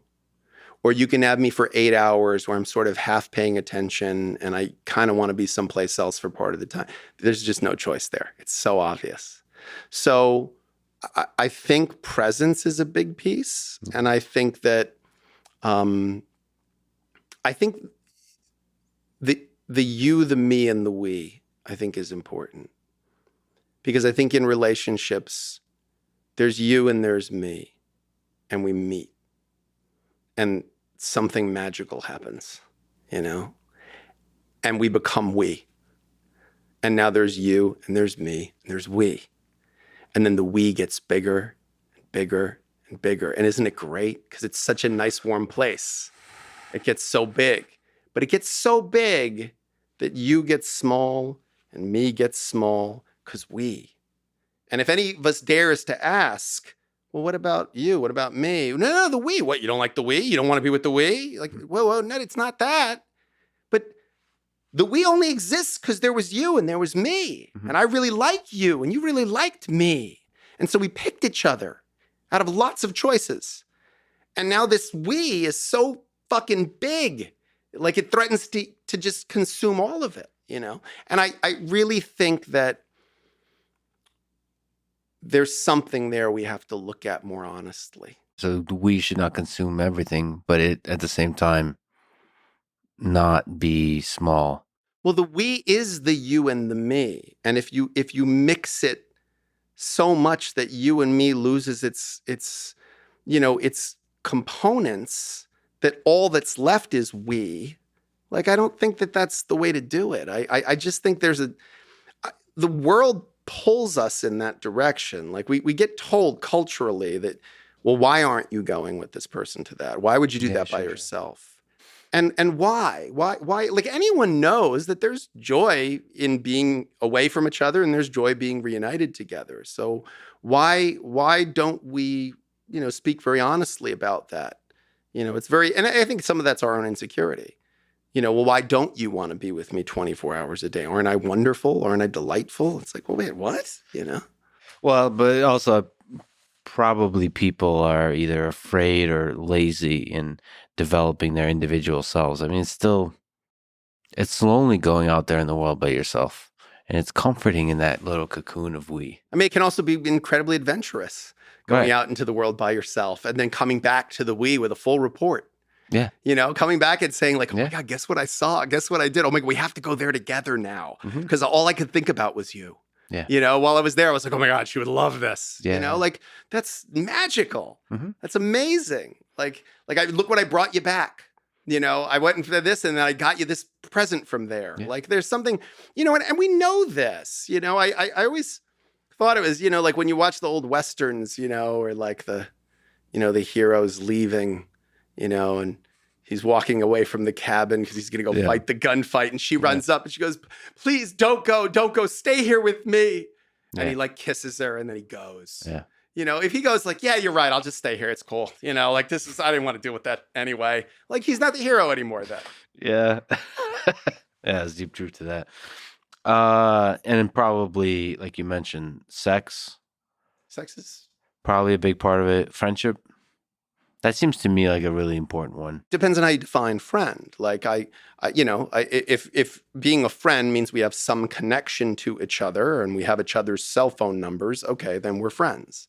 But if it's a bigger definition than that, if it's like you've picked me up at the airport, or like you're someone I could call. That it's like, dude, I gotta hide a body. Like you get shovel and lime. I like how you escalated from airport pickup to murder. Yeah, I try to go the direction. Well, I have to tell you, I define the Ben Affleck movie, The Town. Mm-hmm. That scene, that's friendship to me. I mean, to me, the ideal male friendship is the scene where he says, I need you to come with me. We're going to hurt some people and you never have to ask me about it again. Oh, yeah. And he says, whose car are we taking? Yeah. And that's sort of like, to me, that's friendship. Mm-hmm. So it's a high bar, to be like a friend. So when you say like friendship, I think that's the kind of friendship you should ideally have with your romantic partner. If you're getting married, it should be the like, whose car are we taking? Like it should be that it's you and me. To be fair, that bar is reached with me with a lot of people. Yeah. Like if you called me tomorrow and there's a body. But you're a big open heart. But it's true. Like I wonder how many people out there are like that in terms of hiding the body. I mean, my theory on this, because I think I'm like you in that way. I think I'm very sensitive. I feel things really deeply, and I think the world is terrifying when you feel things very deeply. Because there's so much pain, there's so much betrayal, there's so many opportunities to be hurt, And I think when you are that kind of person, you go through like stages. And one of them is that I don't care, I don't feel anything. It doesn't matter, I don't feel anything. I don't feel anything, I won't feel anything. Like you try to convince yourself, I don't feel anything. It's fine, I don't feel anything. And then at some point, like, you do feel all of it. And then it's like, oh my God, the weight of this is I mean, I think it's the whole arc of Pink Floyd, The Wall. It's literally the entire arc of Pink Floyd, The Wall, and the song Stop, where I want to go home, take off this uniform and leave the show. Like when you feel all of it, the army of hammers coming at you, the slings and arrows of outrageous fortune, the 1,000 natural shocks the flesh is heir to. Mm-hmm. When you feel all of that deeply, it's very hard, but it can also be a superpower because I think when you can bring that to a relationship, when you can bring that to a profession like you've done and I've done, then there's something very magical about that. The ability to bring it out in someone, to feel it in yourself, to understand it, is a gift. It's a wonderful, wonderful gift. I'm humbled by what it brought me professionally. And I'd like to think that you and I have both found professions that enable us to use that sensitivity, that empathy in a productive and good way and in a personally fulfilling way. And ideally in a way that does good for other people. You yourself are incredibly successful and high performer. You've dealt with a lot of CEOs and just high performers in all walks of life. What can you say about successful relationships with those kinds of folks? That's a good question. I think... Is it all the same stuff or there's something special when they're busier? Well, I think when you represent high net worth individuals, but also high performing, I would make a distinction between high net worth and high performing. So I've done high net worth divorces where the person's like a trust fund kid. even though they're an adult, but they're what they did to achieve their high net worth status is their great grandfather died. Sure. So that is different than someone who is self-made, who through discipline, focus, entrepreneurship, whatever it might be, that they have found success. And there's also a difference between financial success and fame, because I've represented famous people that actually did not have that much money in the scheme of things or much liquidity. And I've represented people that were not in any way famous and were very high performing in their field. Like in New York, we have a lot of finance people. So, and what I find is their divorces are challenging. One, on a technical level, because figuring out what they have and how to divide it is tricky. Sure. Yeah. Because when something's moving that quickly, like when your portfolio's movement, affects a market, that's challenging. Jeff Bezos' divorce for a time when it was in its early stages could affect Amazon stock. It did, so that's a real thing. There are businesses that are affected by a divorce. But in terms of being in a relationship with someone who is a high performing person, most of the high performing people I know are creatures of discipline and routine. From Joe Rogan, we've talked about, any of these people, like they have a routine, they have a discipline, they have a focus, they have a way they like to do things, they have a type of coffee they like to drink, they have a way that they like to do. And divorce is a tremendous disruption. I mean, divorce is fundamental things in your life are shifted out of your control. Like your spouse may be the one who has decided you are no longer going to live in that house. You will no longer see your children on these days. So to take that control away from someone is very, very hard. I mean, when someone is a high-performing, high-net-worth person, they are used to being told yes. They are used to being able to buy their way out of a problem. But just like illness, Yep. you can hire the best doctor, but you can't cure cancer because you have a lot of money. Like you can hire the best lawyer, but you can't cure a custody case, and that's, Angelina Jolie and Brad Pitt's seemingly endless custody disputes that have been going on for years now with the best lawyers in California working on them is proof of the fact that you can't just buy a resolution to those things, that you have to go through it just like everyone else. So that lets me ask the question of how much does a divorce usually cost? It's a great question. Average divorce, it's sort of like what I always tell clients in the first consultation is I tell them the most reasonable question a person could ask me sitting in that chair across from me is two. How long is this going to take? And how much is it going to cost? And those are two questions I can't answer. And then the next thing they say is, give me a range, which is a bit like calling your doctor and saying, I have a headache. What is it? Well, I can't tell you. I'd have to do tests. Give me a range. Okay. It's a reaction to the barometric pressure, and it'll be gone in 15 minutes. Or it's a brain aneurysm, and you'll be dead in 5 minutes. There's your range. And so it didn't really help, right? Yeah. So I have the least expensive divorce I've ever seen is two people who one of whom comes into my office and says, we've written down on a yellow pad what we figured out at the kitchen table. She's going to keep the house. I'm going to keep the 401k. We have a bank account at this bank. We're going to split that 50-50. I'm going to pay her this much in child support each month. And we're going to agree from time to time on what we're going to do in terms of the schedule with the kids, but they're primarily going to live with her. Can you write this up and make it legally binding? Yes. $3,500. Just as a side note, I have a friend who went through a divorce and handled it just masterfully by giving more than he's supposed to and having nothing but love in his heart and happiness with the kids and just like I don't know. That to me is just an inspiration. Like, not like his whole view was like, who cares about money? Like, Well, yeah. and also like he refused, like with every ounce of his being, to have anything but complete love for the other person. Yeah. I've had clients who, with a straight face, will say to me, like, well, I'm not going to quibble over a few $1,000,000. And they mean it. Because to them, it's numbers on a page. So I'll personalize this a bit. So I have a friendly relationship with my ex-wife, who's the mother of my sons, who are adults. And we have maintained a very good relationship. And so now it's many years divorced later, 17, 18 years later. And we were able to sort of post-game that relationship, even our co-parenting relationship. You know, we kind of post-game it when we chat with each other. And I remember once saying to her, yeah, you never like screwed around with me when it came to the kids.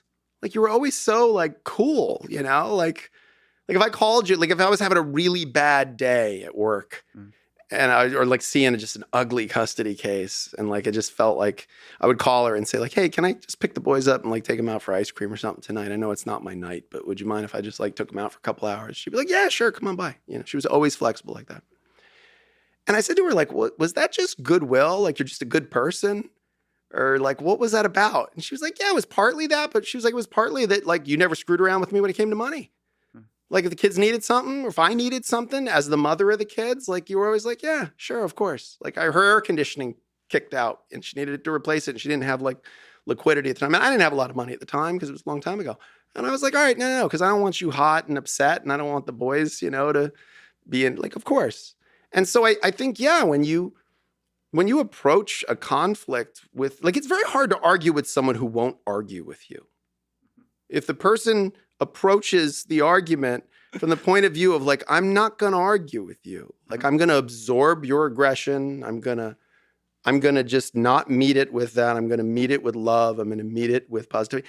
It doesn't always work, because sometimes people are so angry that they're relentless. Yeah. But I have to tell you, like, the louder you get, the quieter I get, the more you seem irrational, and that's what I always try to bring that to court proceedings. Like, I always try to bring to court, like, if I know my adversary is coming in hard, I'll come in quiet and slow and deliberate, because I want the volume to be turned up way too high over there. And then it looks like, Your Honor, what's their problem over there, And I think that, I say this to clients. They got a 4-year-old, they're getting divorced, let's say. There's going to be a wedding in like 20-something years. There's going to be a wedding. And it's either going to be the wedding where they got to put these people on opposite sides of the room, because if they pass each other by the shrimp boat, they're going to kill each other. Or it's the wedding where, like, you stand there, you take some pictures, you kind of go like, yeah, we fucked up this whole marriage thing, but man, we did a good job with this kid, didn't we? Yeah. And the decisions you make right now, there's a straight line to that wedding. And so even if you don't like this person, even if you're mad at them, even if you're mad at yourself for the choices you made in choosing them as a co-parent, like every single Mother's Day for 27 years, I have told my now longtime ex-wife, happy Mother's Day. I'm so glad that we had kids together. I'm so glad you're the mother of my kids, because they wouldn't be who they are if it wasn't that they were part me and part you. And I'm so grateful for you. And, I'm always cheering for you. Like, how hard is that? How hard is that? Well, it's really hard for some people, but I don't understand why it's so hard for some people. I'll tell you, I do find that hard. There's not a lot of things that I kind of don't understand, but that's one that I kind of don't understand. Like, I put in one of the weird things I did as a divorce lawyer that caused like a little stir among my colleagues for a few years was some years ago. Like, we all steal from each other's work, divorce lawyers. Like, we're like the matrimonial mafia. Like, we all know each other. We all deal with each other over and over again. but we all have the same job. And so we're the only people that really know the unique stresses of that job. So even though we try to kill each other all day, it's like boxers, like professional fighters. Like, yeah, your job's to take each other's head off, but like nobody knows what the two of you went through, like the two of you. Yep. You know, that's why like I always get like, I go like all kinds of rubbery when I see after the fight, like the two people hug each other. Yeah. Cause I'm always like, yeah, Yep. cause you know what? They relate to each other better than anybody. They suffered, they bled, you know, the competitors, they bled, you know? So I really think divorce lawyers, we have that same kind of relationship. Like we went through this stress, you know, on opposite sides trying to take each other apart. And I find that, you know, we all steal from each other's material when it comes to separation agreements, provisions that we use for agreements. Like all the agreements are like these Frankenstein monsters of, oh, I like his estate planning provisions. Oh, I like her, you know, provisions related to maintaining a life insurance policy to secure the alimony award. And I wrote this paragraph or this section because what occurred to me is that when you have a child with someone, and let's say they're 3 or 4 or 5, they're old enough to know what Christmas is, but they're not old enough to go buy a Christmas present. But they're old enough to know that you get presents on Christmas and you give presents on Christmas. But they're not old enough to buy one for the parent. So someone has to do that for them. So I thought, I'm going to put in a provision that says that as long as the children are so young that they can't independently purchase a Mother's Day or a birthday present for the co-parent, that you'll take the children either to buy a small gift or to make a card, something like that. This struck me as a no-brainer. Who could disagree with this? Like, it's not for the person, it's for the kid. Mm-hmm. It's so the kid, happy birthday, Mom. I don't have a present for you, I don't have a card for you because I'm fucking 5. Yeah. Like, I'm 5. Like you can't go do that. So wouldn't you want your child, not your co-parent, who cares? Maybe you want them to have the worst birthday ever. Fine, but you don't want your child to be embarrassed. And I even put in the provision, the parties acknowledge that it is the intention of this provision to ensure that the child is not embarrassed and feels, you know, that they were able to say. I cannot tell you how many people refuse to sign that. How many lawyers said to me, we're taking that out. And I went, wait, why? Well, why does my client have to buy a present for your client? I said, they're not buying a present for my client. They're buying a present for the child to give to my client. It can be one of those little $3 boxes of chocolates they sell at the drugstore. Like it's a kid. They don't know. They don't know what anything is. Oh. And people, nope. And I have to tell you, of the conundrums, of the puzzles that I can't figure out in existence, that's one I can't figure. I do not understand why that's so hard. That's basically just an illustration of their complete inability to do anything nice for the other person. Right, the level of hatred, the level of vitriol that they like. Maybe this is me. If you apologize, there's not a lot I won't forgive. Like I'm not saying I'll forget it. I'm not saying, oh, we're totally good like it never happened. I understand that. But if someone says what I call a non-bullshit apology, right? Like a bullshit apology is, oh, I'm sorry you got so upset when I did that. Like that's a bullshit apology. You know, I'm sorry that you were offended. That's a bullshit apology. Or I'm sorry for what I did. Because what are we talking about? We might not be talking about the same thing. Or you might be saying, I'm sorry that you found out about that, not that you did it. So a real apology is, I lied to you. And I realized that hurt you. And I'm really sorry. I shouldn't have done that. I regret that I did that. And I know that it hurt you and I'm really sorry. That's a real apology, okay? So someone's willing to give you that and you still want to walk around with like the level of vitriol that you will harm your child rather than do something nice for them, I don't have a solution. And I have to tell you, I see that all the time. Like parental alienation is a thing. It is a thing. Like children can be weaponized. Like I always tell people, if you want to get married, get married. Get a prenup ideally, but if you don't have a prenup, okay, you're just risking money. Don't worry, you're just risking money. Money and hassle. of paperwork and of time and of going through an ugly financial divorce. But you have a kid with somebody, that is a missile. Like that person has a power over you for a long time, if not forever. So the child could be used as part of a manipulation. Oh, routinely. That's People heartbreaking. weaponize children all the time. And they do it with the permission of their own conscience, because they genuinely believe I'm gonna protect this person, this child, from this person who, by the way, is a bad spouse. Mm-hmm. But that doesn't mean they were a bad father or a bad mother. You can be bad at being a spouse, but the skill set of a spouse and of a parent, it's not necessarily the same. And I've seen,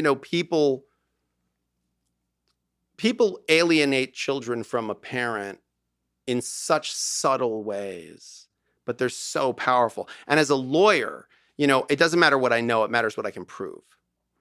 And it's very hard to prove alienation because it's usually a very subtle process. And the example I always give to people is, it's a rare kind of crazy person that will say to a 7-year-old, your dad is a bad person. But this, hello, here, it's your dad. You just said your dad's a bad person. You just did it with your eyes. You did it with the expression on your face when you handed the phone to the kid. You told that kid your dad's a bad person. You didn't have to say it out loud. And that is something people are guilty of all the time. When the kid comes home and says, there's a divorced couple. Kid comes home and says, oh, I met mom's new boyfriend. And you go, oh yeah, that's nice. Remember, he's not your dad. Whoa. Like you just told that kid a whole bunch of information about how he's supposed to feel about this person. Yeah. Whereas if you go, oh, that's nice. Is he a nice guy? Oh, that's great. I heard nice things. Yeah, I heard he likes bicycles. That's cool. That's really neat. Like you just told this kid, okay, it's okay. You could like this person. It's okay to like this person. Mm-hmm. It's okay that your mom is with this person. Yep. And again, whatever you feel about your ex, your co-parent, usually you love your kid more than you hate your ex, ideally. Also, I wish people would, even without an apology, forgive each other. Because it goes back to the earlier discussion we had.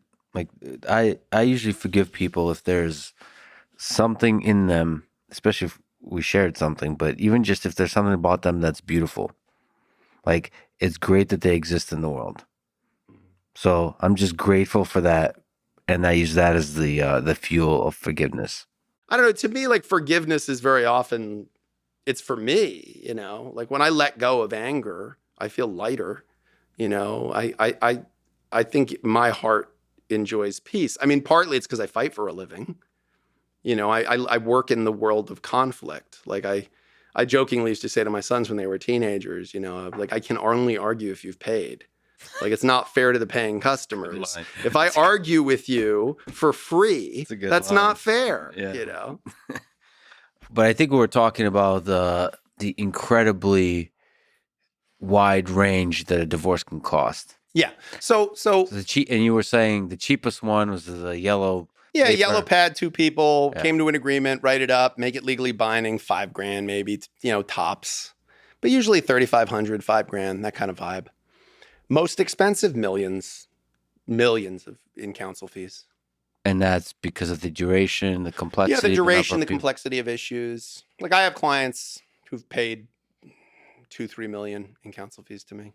So it's like has to do custody or like what's the source of complexity? It can be complex custody that requires a hearing, that requires expert testimony, dueling mental health professionals, opining on the parenting. It can be a situation where emergency circumstances occur, like where an individual tries to abscond to another country with the children and you have to bring them back under the Hague Convention on international child abduction. Oh, wow. Yeah, we've done some Hague cases. There are cases where people have very different facts. Like before I came here today, a client of mine's soon-to-be ex-husband, who she's in the middle of a divorce, he tested positive for cocaine on a hair follicle test, where it was said he was definitely not going to test positive, and he tested positive. So it was like we were scurrying now with, okay, we got to get a motion filed. We got to suspend access. We got to protect the kids. We got to get in front of a judge. We got to think about what are the implications of this, because he was about to transition to an unsupervised parenting.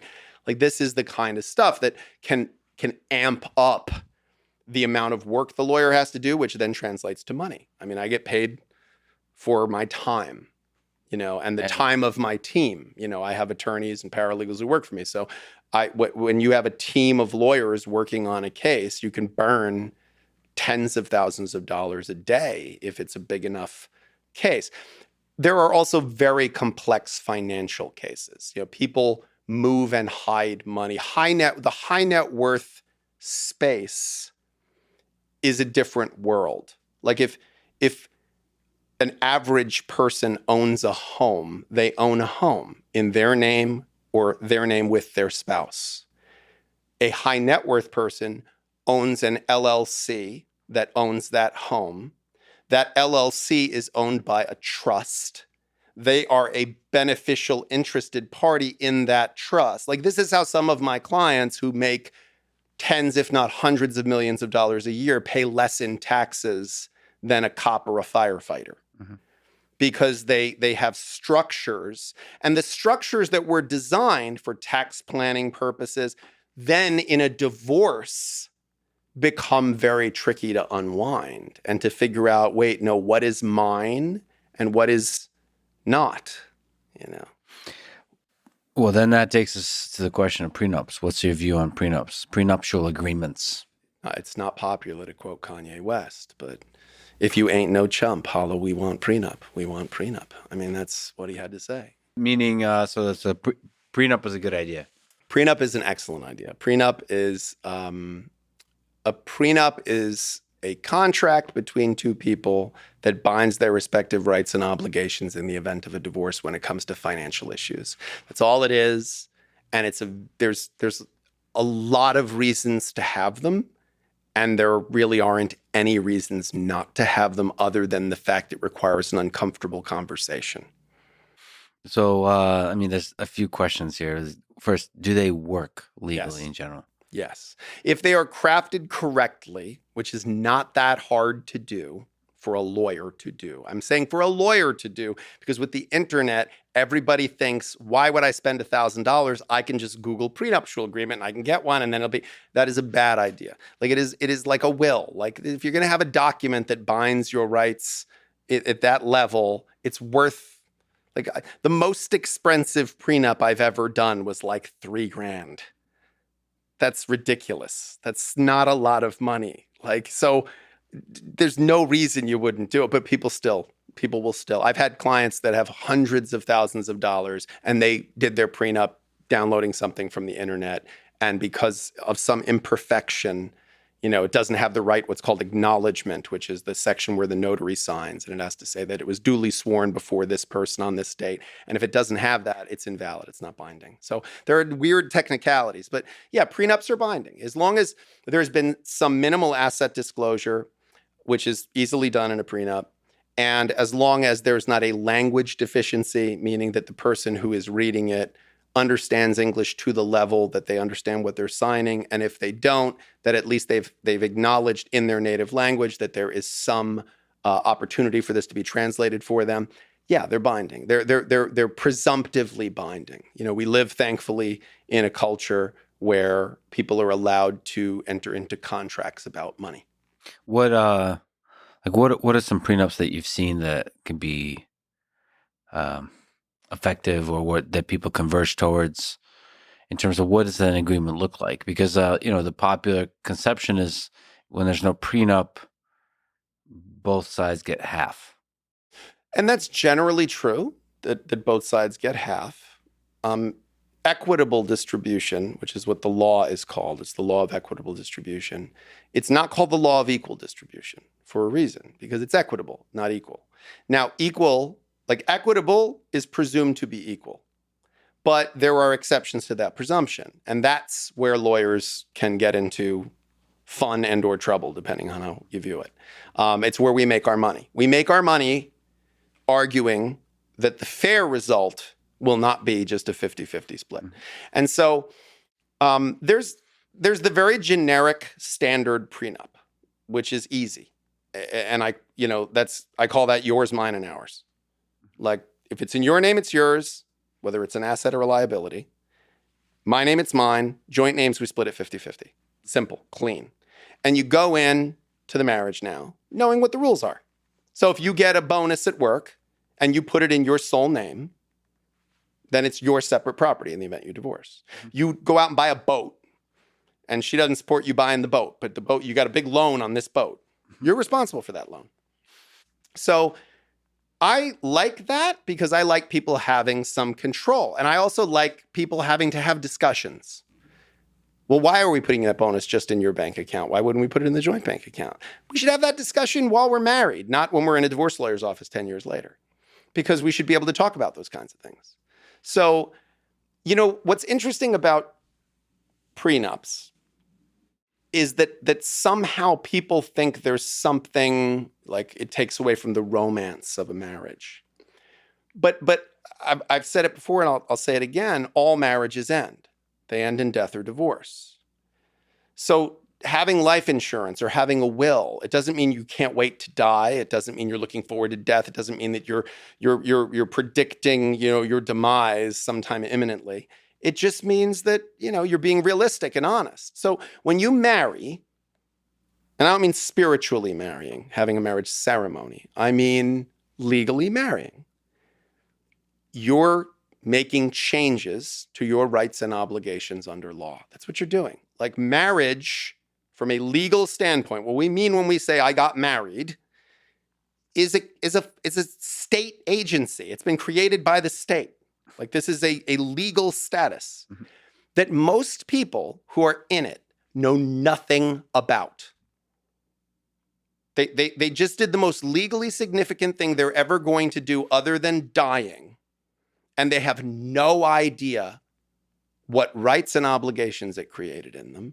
And the first time they're going to get an education about it is in my office. That's crazy. When they get divorced. That's crazy. And so prenup is an opportunity to learn something about it at the start. So first of all, whenever someone approaches me about prenups, and that's like 4 or 5 times a week probably, depending on the season. Right before wedding season, we get a lot. When's wedding season? Well, it used to just be the summer. They say when you marry in June, you're a bride all your life. That's from some Rodgers and Hammerstein musical. Now the fall is very big too. People love fall content, fall weddings, pretty, pictures and things. Content. Yeah, fall content. It's good on the gram. Fall content. Yeah, all it's right. all for the gram. That's a hashtag. Weddings is for the gram. I have to tell you, weddings is performative, man. See, the problem is though, it's curated. So you say, here's us picking the cake. It's not here's us doing the prenup. You know how many people I've done prenups for that I've watched on their social media or them being interviewed by Andy Cohen on Bravo and saying, well, no, we don't have a prenup. Yeah, you do. Yeah, you do. You do. It's in my office. It's in a folder. Yeah. They have a prenup. No, that's beautiful. But prenups are not published anyplace. They're not filed with a court. They're maintained by the 2 people that signed it and their lawyers. That's it. So nobody has to admit that they have a prenup. Beautiful. But there's a certain problem with that insofar as a lot of people have prenups and we need to normalize prenups. Like there's no reason not to normalize prenups. There's no reason not for until some famous people say, yeah, we have a prenup. We're crazy about each other. That's why we're getting married, but yeah, look, we're getting, I don't want to get a car accident, but I got a seatbelt, like you have it just in case. And, what do you do if you're running a company? Like, what does that have to do with a prenup? You're running a $100 billion or $1 trillion company, Jeff Bezos. I suppose his marriage was before Amazon. Yeah, his was before it was anything. But like, how does that work in a prenup? Like, well, no, actually, it's the same. I mean, what you're doing with a prenup is you're identifying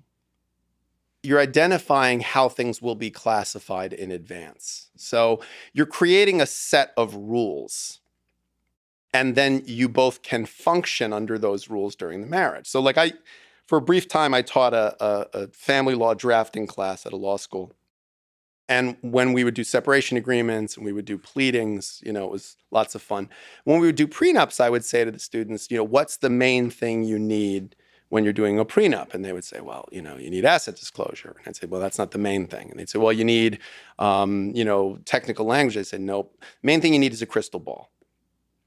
The main thing you need is the ability to see what's going to happen in the future. Who's going to have money, who's not, who's going to be successful, who isn't, what people will inherit. Problem is, we don't have that. We don't have that. So what can we do? We can create tranches. We can create structures. We can create systems. And then people can live with those in mind. You enter the game knowing the rules, right? So if this is going to be a submission-only event. If this is going to be no time limit. If we're after a certain number of minutes, we're going into points now, okay? So I can work with that rule set, and I'm going to amend my game based on that rule set. Same thing. You're just going to say, look, what's the rule set? Let's agree on the rule set, and then let's conduct ourselves with the rule set in mind. Let's plan with the rule set in mind. And I think that, and by the way, and if you're going to cheat, you cheat with the rule set in mind. You're cheating, right? You're trying to get around the rule set. So prenups are, when I do a consult for a prenup, the first thing I do is, here's what's going to happen legally if you marry without a prenup. Here's what happens to your rights and obligations. Then what we can change with that, there's almost no limit. You can amend anything you want to. The example I always give is there was a case that went up to the appellate court where a high net worth guy married a very beautiful woman, and there was a provision in the prenuptial agreement that said for every 10 pounds she gained during the marriage, she would lose $10,000 a month in alimony if they divorced. And here's her baseline weight as of the time of execution of this agreement. And I wondered if she was did what a wrestler does. Did she did she bulk up right before and then cut when she eventually got divorced? Is she in there sauna, with the suit on? But the appellate court essentially said, I don't know why you married this person, having had them make you sign this, but it's binding. But it's binding. I wish somebody would do a contract like that. Like the rent for this place would be more expensive if I was fatter and cheaper if I was skinnier, and that way I would have to weigh in. Weigh in on it. Motivation, keep, some motivation on you. Yeah, exactly. That kind of prenup is motivating. Well, what's his name? I think Tim Ferriss says that about how he does he said you should make bets with people. It's if you gain this much, I got to give you this amount of money, I think he says that in one of his early books. And try to make it binding somehow, which is tough. Yeah. Well, I think when we create incentives of that kind, that's why there was the no nut November, no shave November, sober, all those. Yeah. It was a competition. When people make a competition of something, they gamify something. It makes it something that people are more likely to stick with. So, I guess a prenup be interesting. The problem is there's also people put in prenups what's called fidelity clauses. Yeah. Fidelity clauses, people still do these. I discourage people from doing them. They're the two things that people put in prenups that I discourage people from putting in prenups, but very often people still put in prenups, even with my caveat, is fidelity clauses and sunset clauses. Mm-hmm. So fidelity clauses is, I'm waiving alimony, I'm waiving this, I'm waiving that, but if you cheat, I get $1 million, or I get this much alimony, or I get this amount. And I know the intention is to disincentivize the person from cheating. It's a deterrent to have them cheat. Mm-hmm. But all it really does is just creates an interesting legal battle for lawyers. How did you prove that they cheated or not? Oh, right. Because what constitutes cheating also? Right. Right. Is an emotional affair an affair? Is oral sex cheating? Is, what is, and by the way, how do you prove it? Yeah. I was in a hotel with her, but how do you prove that I had sex with her? And it's very, very, you're opening a can of worms with that kind of a thing, but people sometimes still put them in. And sunset clauses. Sunset clauses is if we're married X period of time, this goes away, as if it never existed. And why is that a bad idea? The same reason the community property law in California is a bad idea. So the community property law is after a certain number of years, I think it's 7, everything, including your premarital property, all becomes marital property. Mm-hmm. And the idea of that was supposed to be that if you've been married that number of years, you're in enough of a serious relationship now that everything is one unit. You're one person. What it actually does is creates a very uncomfortable thought experiment that people have to have at the 6-year mark. Because you have to, now the honeymoon's kind of over. You might have a kid or two. And you go, okay, wait a minute. Am I so happy in this relationship that I'm willing to take all of my premarital assets and throw them in the pot right now? Because if not, I got 6 months to get divorced. Yeah. Like, and that's not, so like if you say to someone, like if you got married tomorrow and then you found a company that's worth $100 million and under your prenup, that's your separate property. But there's a sunset clause that says that your prenup goes out the window in 15 years. Man, at year 14 and 6 months, you got to ask yourself some serious questions about where's this relationship going to be in 5-10 years. That's brilliant. And that's why, kids, you pay for a lawyer. That's it. We get paid to see around corners, you know? I get paid to be paranoid. I tell people that all the time. Okay, so you mentioned infidelity. You write in the book, which everybody should get. It's a great book. It's a great read. It's a window into your soul. You, in this book, write that there's 5 kinds of infidelity. Do you remember? Can you explain? Yeah, I mean, what I wanted to say is that all infidelity is not the same, that there's different kinds.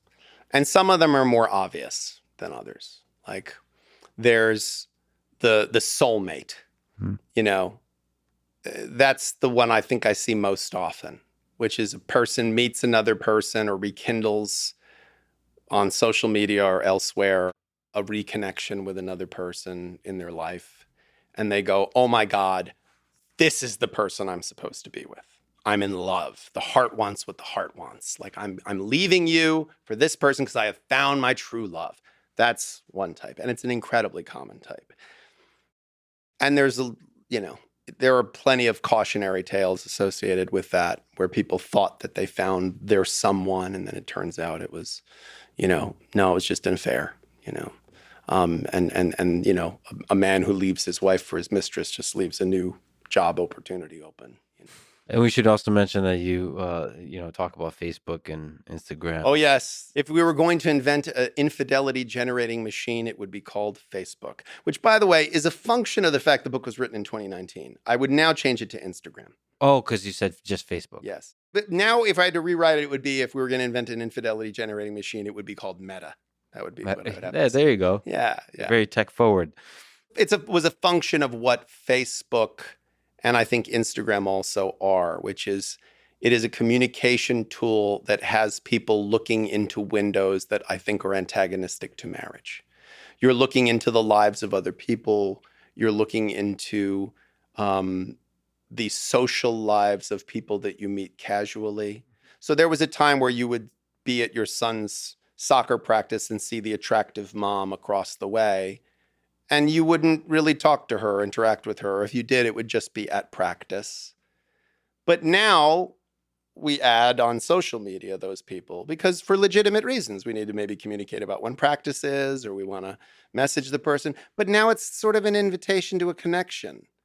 And then it's, there's a picture of her on vacation in a bikini. That's very intriguing. And then you have a benign, oh, I saw you guys went on vacation. Where did you stay? Oh, was it good? Did you like that? Oh, that's nice. And now we're talking. And now we're having an interaction. And now this is how the spark of affairs begins. It's usually, people don't usually meet and go, would you like to potentially wreck your marriage? Yes, would you? Oh my God, let's do this. Yeah. Like it's much more, it slowly happens. So when I talk about types of infidelity, the soulmate, the unexpected soulmate, this connection that you didn't expect.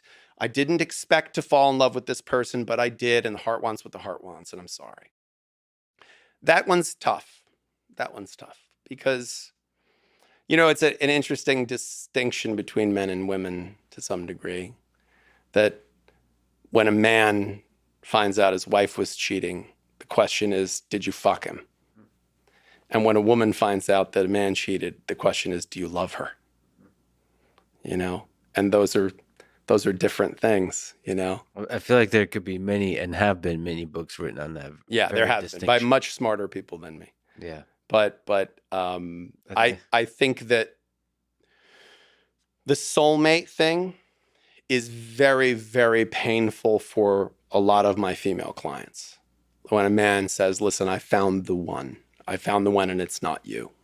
That is really, really hard to get past. Even when it turned out to be true.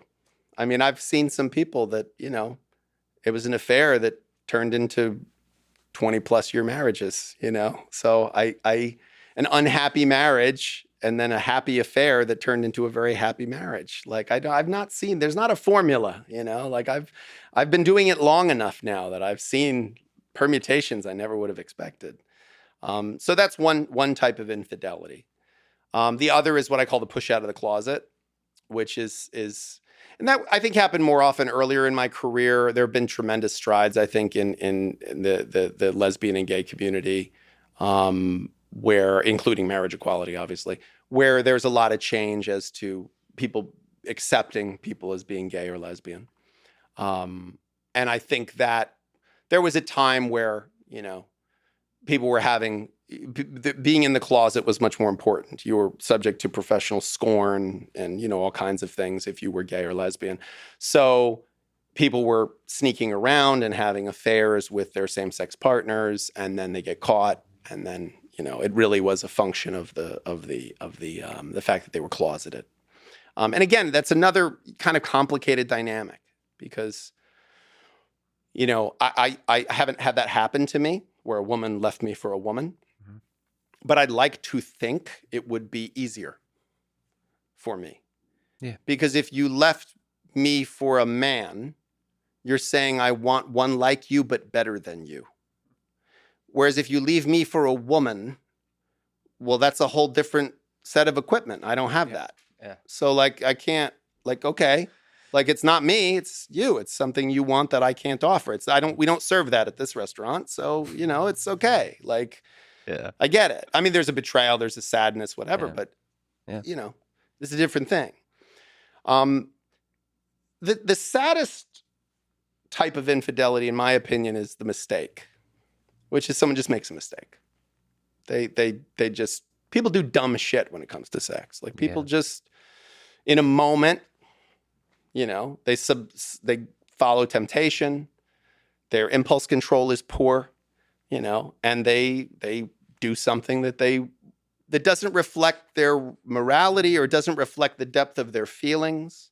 If you spend enough time in a room with people who've cheated in a relationship and are speaking candidly to you about it because you're their lawyer, they'll say to you very openly, no, I really love my wife.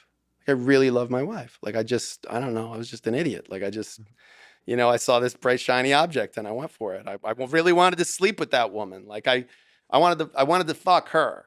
I love my wife. I make love to my wife. I love my wife, but I just want to sleep with this one, and we created a culture where one of those eradicates the other.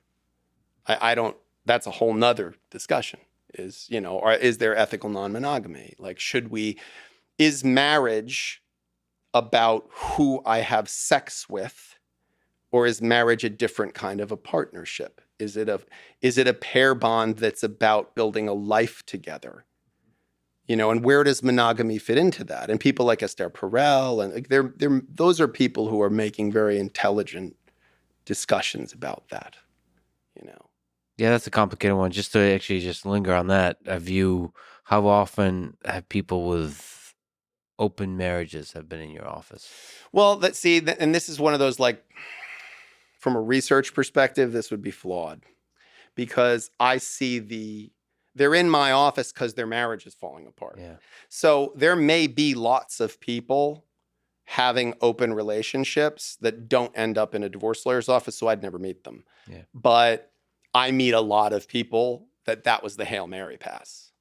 Sure. I meet a lot of people that they tried that, but in retrospect, it was a Hail Mary pass. Yeah. It was look, we've just figured, let's try this. Maybe this will keep the glue together on this thing, And I've also seen open relationships go wrong, where we agree we're just going to have sexual connections with other people, or we're going to bring other people into the bedroom, but together, we're going to be together with other people or with another person.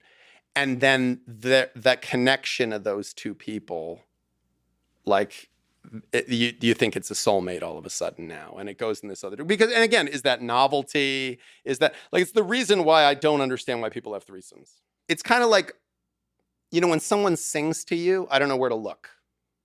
Like, I don't know where to look. Like, if someone's singing to me, I don't know where to look. Like, it feels weird, right? Yeah. Like, this is a conundrum. I'll say this too. This will never. But it's the reason I can't go to strip clubs. Yeah. I don't know where to look. Like, if I go to a strip club, like you go to a strip club and there's the part where the woman's on the stage and she walks past each person, she does a little thing, and then next person, and then next little thing. So when she's right in front of you, I like a woman's face and I like a woman's body. I like both of them. So I'm looking at the woman's face and she's very beautiful, but she's naked. And I think, oh, she's naked. I should be looking at her naked body because obviously that's like, it's almost rude not to because she's naked in front of me, of course. So then I'm looking at her naked body, which is lovely to look at. But then I find myself going, oh my God, you're just still, like, you should look at her face for God's sake. Yeah. And then I'm looking at her face and find myself having this whole thing in my head where I'm going like, oh my God, where am I supposed to look? So I think a threesome with two women you don't hardly know or you're not, that's different. Mm-hmm. But a threesome with a long-term partner who you're in a relationship with and a new person seems to me a very dangerous ground because you're going to want to enjoy the novelty of this new person, but you're going to have to spend time with this person after. So how much attention do you spend to the new novel, exciting thing without creating the impression that you're not interested in this because you're my favorite person, but this is fun, so I want to just try this for a few, but then also I don't want to forget about that. Like it just seems tricky. That analogy, by the way, is brilliant. And also, I guess it's tricky because the consequences of mistakes are quite high because you're going to have to talk about it. Right, and there's an easy way to misinterpret the data, right? Like, so if I really like sleeping with my partner, but I get one chance to sleep with this other person, like, well, of course I should indulge in that because I can do this anytime. Like, but this person, my partner, might interpret that as, oh, so you're more interested in her than me because that voice in my partner that would be, insecure might hear that, so I just, why would you open yourself up to that level of chaos? You seem to love chess in the courtrooms. It's a kind of intimate human chess of sorts. Yeah, no, that's too high risk. How do we get on threesomes? Oh, open marriages. Well, how do we get on threesomes? I don't know. I always wonder how people get on threesomes. I figure if one is fun, two must be better. If two is better, three must be better. I think the way that this becomes an issue is, why would you have a non-monogamous relationship? What is it about your sex life with this person that's not satisfying? And I think that is the question that's harder to ask yourself and to try to answer with your partner. I mean, you've said that this idea of soulmates is great for your business, but so like a human being in a partnership can't be everything. Is that true? I think it's unrealistic. It's a true romance, right? Mm-hmm. The document that we keep referencing here. I think it's wonderful that we do, because sometimes now people don't get that reference anymore. Like I talk to people when I try to teach negotiation to young lawyers who come work for me, I tell them to watch the Gary Oldman scene where he offers them the Chinese food. Yeah. Why is that scene the one that really... Because it's the best negotiating lesson I've ever heard in my life. Where he comes in, just for the record. Yeah. Gary Oldman plays a pimp. Yes. And he owns, his girl is Patricia Arquette, right? And Christian Slater's character, the protagonist, is coming in to tell Gary Oldman that he no longer owns this girl. Alabama is her name. Alabama is going to be with him now. And Gary Oldman is a amazing performance. And he's sitting in a living room with a shotgun next to him, with armed guys around him, watching television and eating Chinese food. And he's got Chinese food laid out in front of him. And Christian Slater comes in and he says, I need to talk to you about Alabama. And Gary Oldman says, do you want some Chinese food? And Christian Slater's sort of taken aback by the question. He says, no, I came to talk about Alabama. She's with me now. She's there. And he proceeds to tell him what his offer essentially is. And Gary Oldman says, you know, you fucked up, right? In sum and substance, he says, you know, if you'd sat down and started eating my Chinese food, I would have thought, who's this guy? He didn't have a care in the world, just sitting down eating my egg foo young. But instead, you tried to be hard, and now I know you're full of shit. And so I think that scene summarizes how in negotiation, the more you enter into it with that, like anytime I deal with another lawyer and they're like, well, we'll see you in court. Okay, we'll see you in court.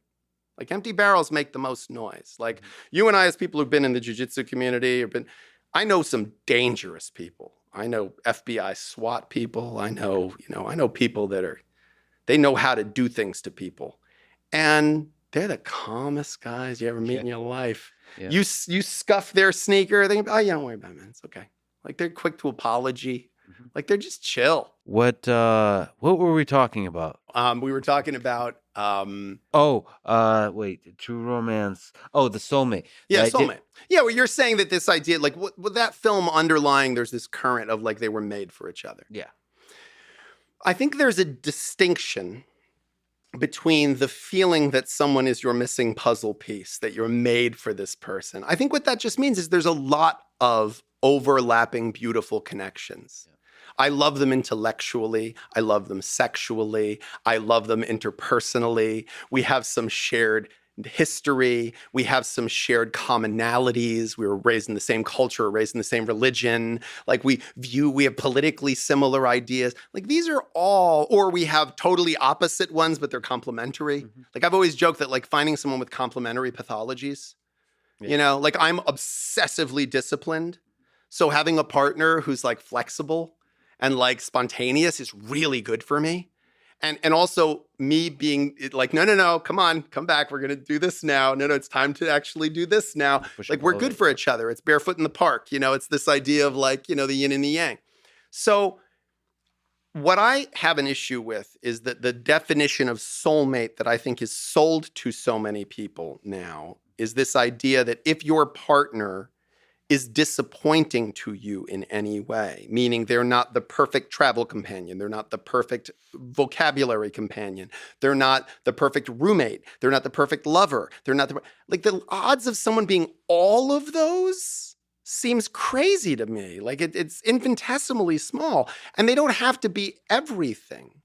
Like if I go to a restaurant and eat 10 courses and one of them is kind of subpar, and the other 9 are the most amazing culinary experience I've ever had, how dare I say, well, that wasn't the right restaurant? Like, what do you mean? Like, that's a great restaurant. What are you talking about? Like, of course, there was one little thing. So I think it's impossible to have someone never disappoint you. It's impossible to have someone who never lets you down or doesn't say and do the exact right thing at the exact right time. And to create the idea or expectation in anyone that your partner should never let you down, never disappoint you, never not know what to say is, I think, crazy. I mean, I find for myself, when someone, for example, loses someone, when someone loses a family member or a pet, I often say the same thing to the person. I'll either talk to them or send them a text or call them, and I'll say, if I wish I knew the perfect thing to say, because I would say it right now. Like, but I know there isn't. Like, I know that, you know, I don't say that part, but like, I know there isn't. Like, there isn't a perfect thing to say. Like, but if there was a perfect thing to say, I would say it right now. Like, love to me is not that you never let this person down. It's that you never want to let this person down. You know, love is a verb. You know, like it's this feeling of I never want to disappoint you. I will disappoint you, but I never want to disappoint you. I will hurt you, but I never want to hurt you. When I hurt you, it will be my insecurity, my stupidity, my humanity that causes me to hurt you, but I will never intentionally hurt you. You know, I will betray your trust. I'll never intentionally betray your trust. Like I will, by my stupidity, say the wrong thing or loose-lipped say something to someone that you didn't want me to, but it won't be intentional. I will always try to be on your team. That feels to me like a realistic thing. Yeah, the intention leads the way, but there's some aspect of, like, you know, just like the 10-course meal, that over time there's a kind of a convergence towards perfection, and along the way there's the rose-colored glasses where you see the beauty and everything. So it just it feels, um, it's probably destructive to really internalize the idea of soulmate, because then any imperfections can make you doubt, can make you step away, can make you lose the connection. But it just feels like, I don't know. It's too heavy. It just feels, I feel like when you see a couple that's 90 years old and they've been together for 60 years, 70 years, there is, of course, a temptation to think about all the beauty that they've seen on that journey together, the children, the grandchildren, maybe the great-grandchildren, all the joy that they've seen, all the pain they've endured and struggled together, you know? Mm-hmm. But they've also disappointed each other a whole bunch of times, probably let each other down, they probably lied to each other a bunch. Yeah. And to me, that is a beautiful thing. Like, that's what, that is not, it's great in spite of that. It's great because of that. Yeah. They still love each other, even though they've been so flawed and imperfect. And they're human, and they still love each other. They still rode that thing together because the reasons to do so were greater than the reasons to not. We've mentioned some of this, but I'd love to get your opinion on, having seen things gone wrong, how much, and having mentioned Amber Heard and Johnny Depp, how much fighting do you think is okay in a relationship, and how to resolve the fights such that they don't escalate to that disconnection? Is there some wisdom you have for that? I imagine you've seen some epic fights. Yeah, I've seen some crazy fights. Yeah. I have, even on my phone, I have some recordings, because now there's, cameras everywhere. It's like Nest cams and, Ring cams. And so a lot of this gets recorded, and people, have phones so readily available that they can record and the other person doesn't know it. And I listen to the way people speak to their, first of all, I listen to the way people speak to each other, and I'm shocked. I listen to the way people speak to their romantic partner, to their spouse, and I'm blown away. Like, I'm blown away. Disrespect or what? Just disrespect, insults, profanity, just degradation, just brutality, just, and then, like, to then kind of go on, like, the next day you kind of go on like nothing happened. I'm shocked by it. I mean, I listen to it and I think, like, if someone ever spoke to me that way, I don't know that I could ever really feel deep connection to them, like, freely. I would feel so betrayed, like, that they just so brutal. Right. Like, I can't imagine speaking to someone that way, like, it's saying you just such vicious insults to someone, like, but I understand that's how some people communicate, perhaps. I guess the question of how much fighting is too much fighting in the relationship is, for me, a bit like the question, how much sex is enough sex in the relationship? Yeah. It depends on the two people and their individual tastes. But what's problematic is when there is a disconnect between the two people. Sure. Like, so if, there's I think it's Annie Hall. It's one of the Woody Allen films where Diane Keaton and Woody Allen are both talking to their respective therapists about the relationship, but it's like a split screen. Yeah. And she says, we have sex all the time. We have sex like once a week. Yeah. And he goes, we never have sex. We have sex like once a week. Yeah. And, it's funny because it's true. It really is this, they both know the same data, but they're interpreting that data set completely differently. And I think, the question you have to start asking is, like, what is, Steve Harvey actually once said something funny to me. He said that success is not where you are. Success is where you are in relation to where you started. Yeah. He says, because if success is where you are, Oprah's got us all beat. Yeah. Or maybe Elon's got us all beat. Yeah. I don't know. But if it's where you are versus where you started. Because there's a lot of people that started on second and, started on third act like they hit a double. Like, well, I was given 10 million, but then I turned it into 100 million. Well, the first million's the hardest. So, come on.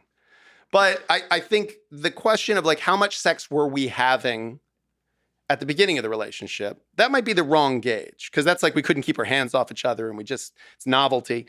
But like how much sex we're having post-children versus before the children, that might be worth looking at. Like how do we compare it?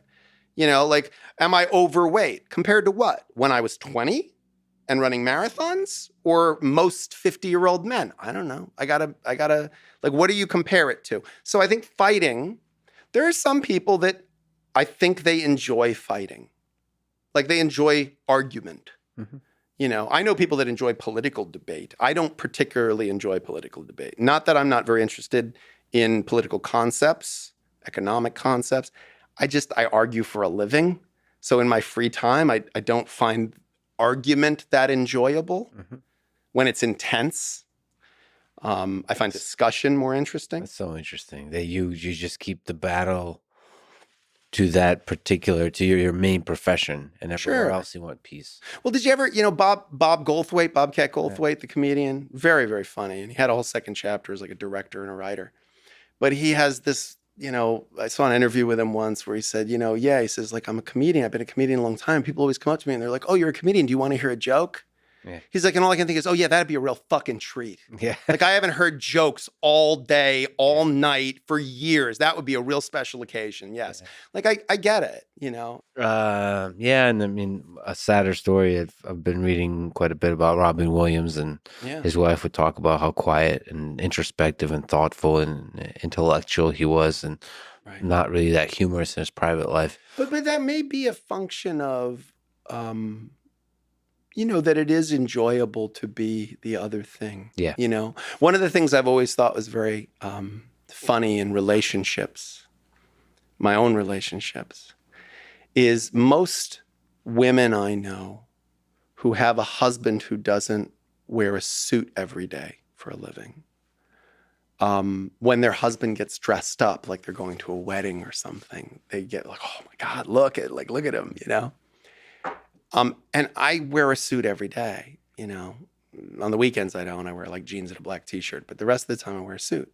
And I remember, I think this has been true in every relationship I've been in since I was a lawyer, including my ex-wife. It was always like if I had on jeans and I wasn't shaven, it was like, look at you. Like, it's like, are you kidding me? Like I'm like, really? Yeah. Like, whereas the suit, they wouldn't even notice. Wouldn't even notice the suit. Sometimes the other thing. Well, that's what it is. It's the novelty of the other thing. So I think that if you're Robin Williams and you're like being shot out of a cannon in terms of your performative style and your energy and explosive, being quiet must be very refreshing. Like I imagine, incredibly intelligent people must love just watching stupid humor or having a dumb. It's why some of the smartest people I know like really dumb shit, It's why like Rick and Morty, I think, is brilliant because it's both smart and dumb. Yeah. It's a perfect combination. It really is. Yeah. I think it's possibly the perfect show.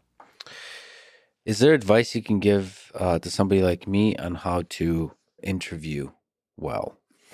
How to do conversations well? Do you think there's something transferable from the courtroom to this setting with complicated people? Yeah, I think so.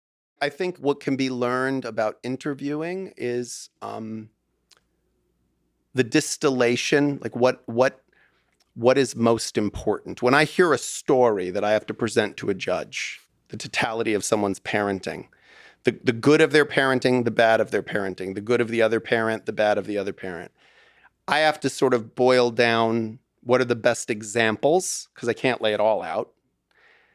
And then what greater principle do they speak to? The best jiu-jitsu teacher that I think I've had is Paul Schreiner. And Paul doesn't just teach you techniques. He's teaching you ways of thinking about concepts in jiu-jitsu, and then here are some techniques that illustrate that. John Danaher, from what I can see, does a lot of that as well. I think they're like soulmates in the jiu-jitsu world. Yeah.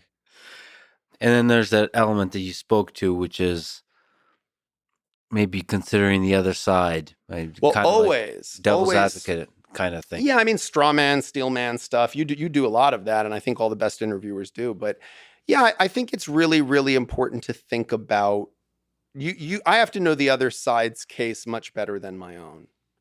I have to know what are their defenses, what are their strengths.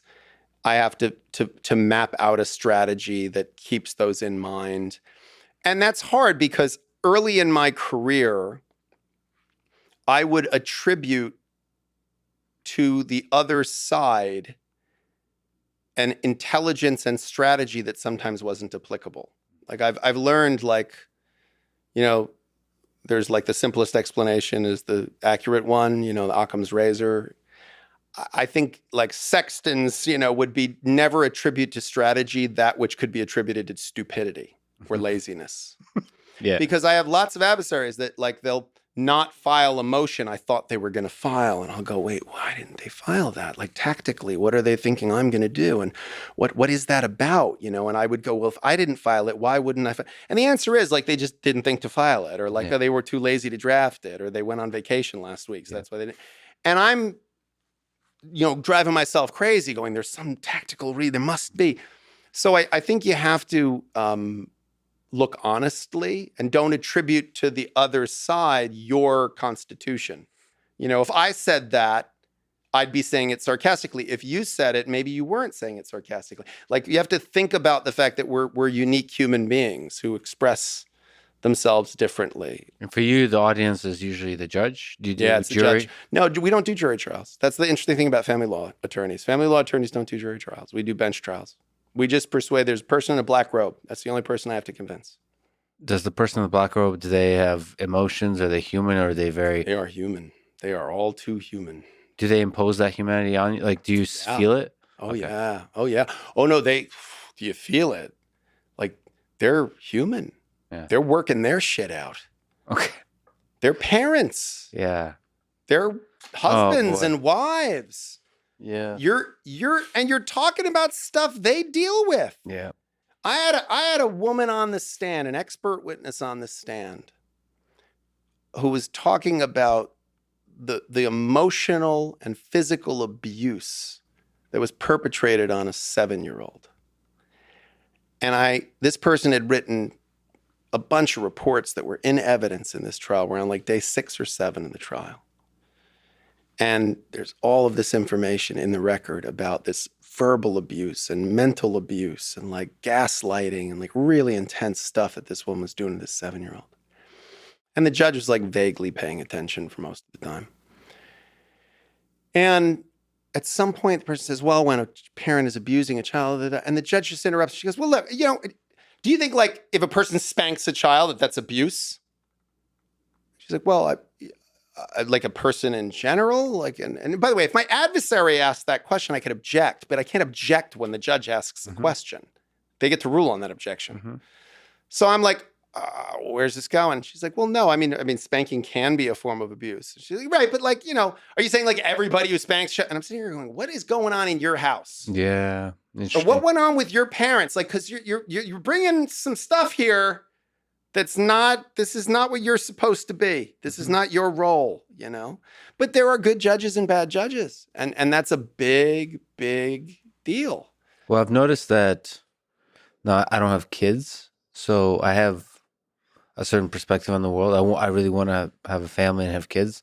But I've noticed when I talk to people that have kids, and gender matters also, like fathers or like with daughters and so on, like it changes the landscape of the conversation. Sure does. It's like you're no longer this intellectual that's like, well, there's this and there's this. It's more like go fuck yourself. Anything that fucks with kids can like burn it to the ground. I don't care. Yeah. I don't care what the nuance is of the little intellectual thing. Oh, you want to learn about this? Represent someone who's accused of child sexual abuse. I've had about a dozen of those cases where I've represented someone who is alleged to have perpetrated sexual abuse of a child, you are guilty until proven innocent. And let me tell you, as a lawyer, that is the toughest cases, because you put sex and kids together and everyone loses their goddamn mind immediately. There's a rush to judgment. There is a disregard for procedure. There is a confirmation bias. There's a desire to be a protector. And again, all motivated and informed by really good things, the desire to protect the innocent, the desire to protect the vulnerable. But gang, no, like we have these, I like living in a world that has due process. I like these rules. I like the rules of evidence. I like innocent until proven guilty. I like that. I'm not saying it's perfect. It's such a, I'm so torn on it, because I also like living in a world where people are so emotionally invested in connection to other like humans. Those two things aren't mutually exclusive. They shouldn't be. I know, but if you dedicate yourself fully to the law, you might lose some of the humanity. I don't think you have to. I have to tell you, I once actually went off on a DA, on a district attorney, who was very vehemently prosecuting a child sex abuse case that I was involved in. And I remember I came in, thankfully I came in very early in the case. So the accusation was made and I came in right away. Because very often you get this case, there've been 15 interviews, this person's been interviewed by police, by child protective services, and it's like they're already so far down a hole they didn't even know they dug themselves into, you know? So I got in very early on and I just kept saying, she's like, well, we're going to do this, we're going to do this. I was like, wait, we should both want this to be fair, done properly. Like there's an expert, like a well-respected expert who's a clinical psychologist who their job is, they're a validation expert. So their job is to interview a child. They record the interviews with a hidden camera so that everyone can see they didn't ask suggestive questioning. There are very stringent standards that they follow to prevent like suggestive questioning or any of those kinds of things. And I was saying, listen, no one should be interviewing this child other than this person who's a neutral, qualified person. And I kept saying to the other side, like, wait, no, see, this is the problem. Like, you want to win. You're a lawyer. You want to win. I want to win too, right? But we want to win fair. Like, that's like saying, I'm going into a boxing match. I want to win. So if the referee's looking to the side, I'm going to kick the guy in the nuts. Like, okay, then you might have won, but you didn't win boxing. Mm-hmm. You won some other thing. Like I want to win a fair fight. Like I want to go in with the rules set, the law, the rules of evidence. I don't want a judge who doesn't understand evidence. I don't want an adversary who plays it fast and loose with the rules. I want to go in and win a fair fight. And that's where, when it comes, our passion to protect the innocent, to emotionally connect, to feel deeply about children and protecting them, I don't think that that's antagonistic to, like, we always treat dandruff with decapitation in this culture, and I don't understand it. And that's what I like about the law. The law, there's rules, there's rules about procedure. And so that's our job, is to bring out the truth using the rules and the procedure. And I love that job. But still, there's a human being in the judge, right? That's the problem. It seems like a really hard job. Because you have to be paying attention to the whole thing. You have to pay attention to the whole thing. And everyone is trying to persuade you and lie to you. Yeah. And everyone can keep their shit together in a court appearance most of the time. Yeah. Like, it takes a rare kind of crazy to blow up in a courtroom. So most of the time, everybody looks really put together. And like, yeah, you got to have an amazing bullshit detector. I'm not saying they don't have a really hard job. They have a really hard job. They have a way harder job than I have. What's their source of ground truth? Like, how do they sharpen the radar for bullshit? I think that they're assessing credibility, which is what you call it in the law, is something that, I think you're supposed to develop it on the job. Do you have the data of who was lying in the end or not? No, not really. Not really. I mean, you can try to demonstrate a lot. What I always tell clients, and this is the art of advocacy, right? Is I want to use examples of misrepresentations to show that this person's a liar. Like I'm trying to extrapolate from the small, the large. Like I'm trying to say, here's 3 times he lied, therefore he's a liar. When in fact, we know human beings don't really work that way. But I've seen people submarine just torpedo their entire case because they lied about some dumb shit, some dumb little thing. And I say to them, why would you lie? Why did you lie about that? Like I had a case where a person was accused of child sexual abuse. And on cross-examination, they were asked, did you have an affair with this babysitter? And they were like, no. And then it was shown through text messages and things. They clearly had an affair with the babysitter. And I said, why did you lie? And they said, well, I didn't want that to come out. And I said, right, but now you're a liar. Like, did you molest your child?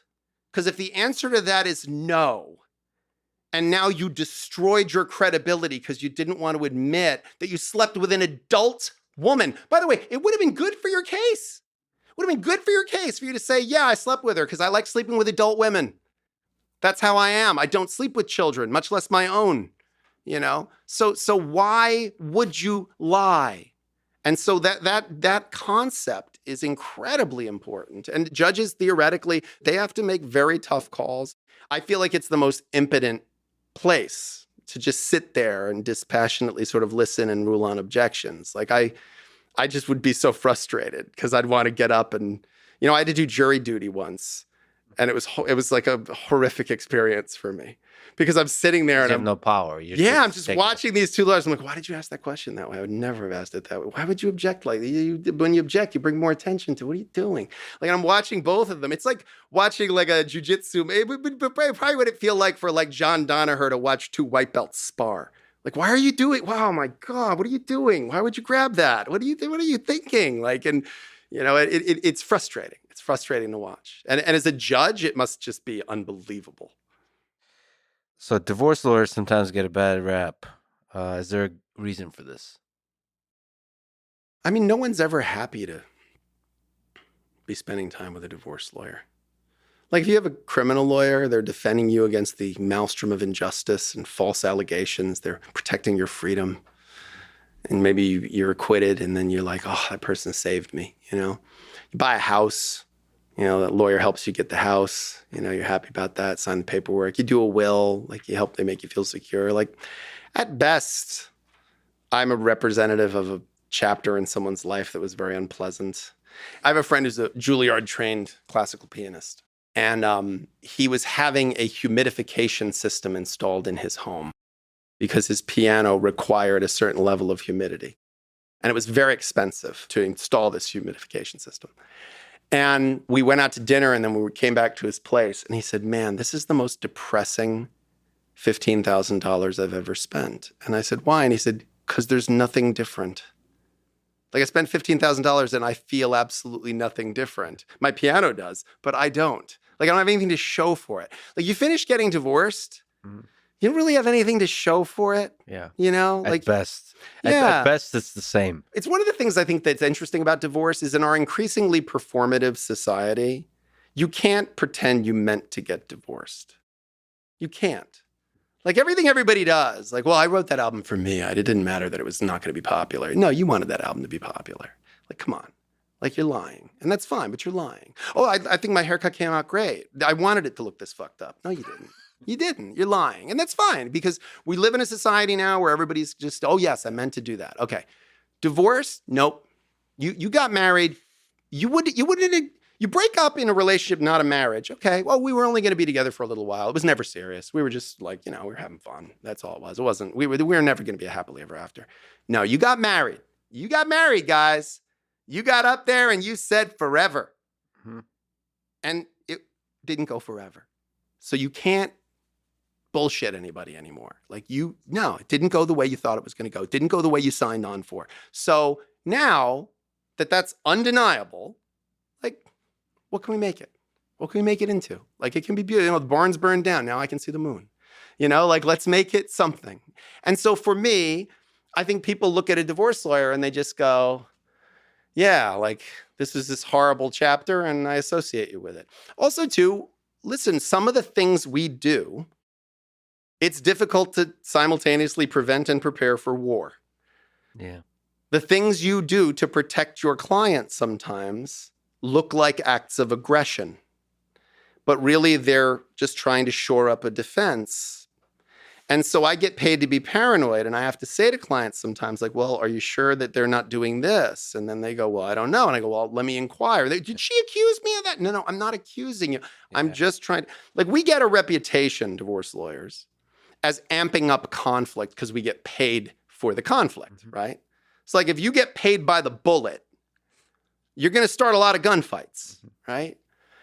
It doesn't really work that way with most good divorce lawyers. Like, there are plenty of people that are bad lawyers and they stoke up conflict because it jacks up fees. They usually don't do well. They don't build a successful career because you live and die by your reputation. Yes, reputation is everything.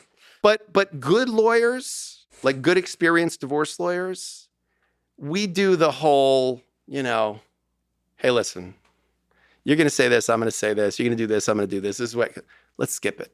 We're going to end up here. We got Judge blah, blah, blah, and you know what he's going to do. He's going to go right here. So why don't we just agree right now to X, Y, Z? Sounds good. We're done. We're good.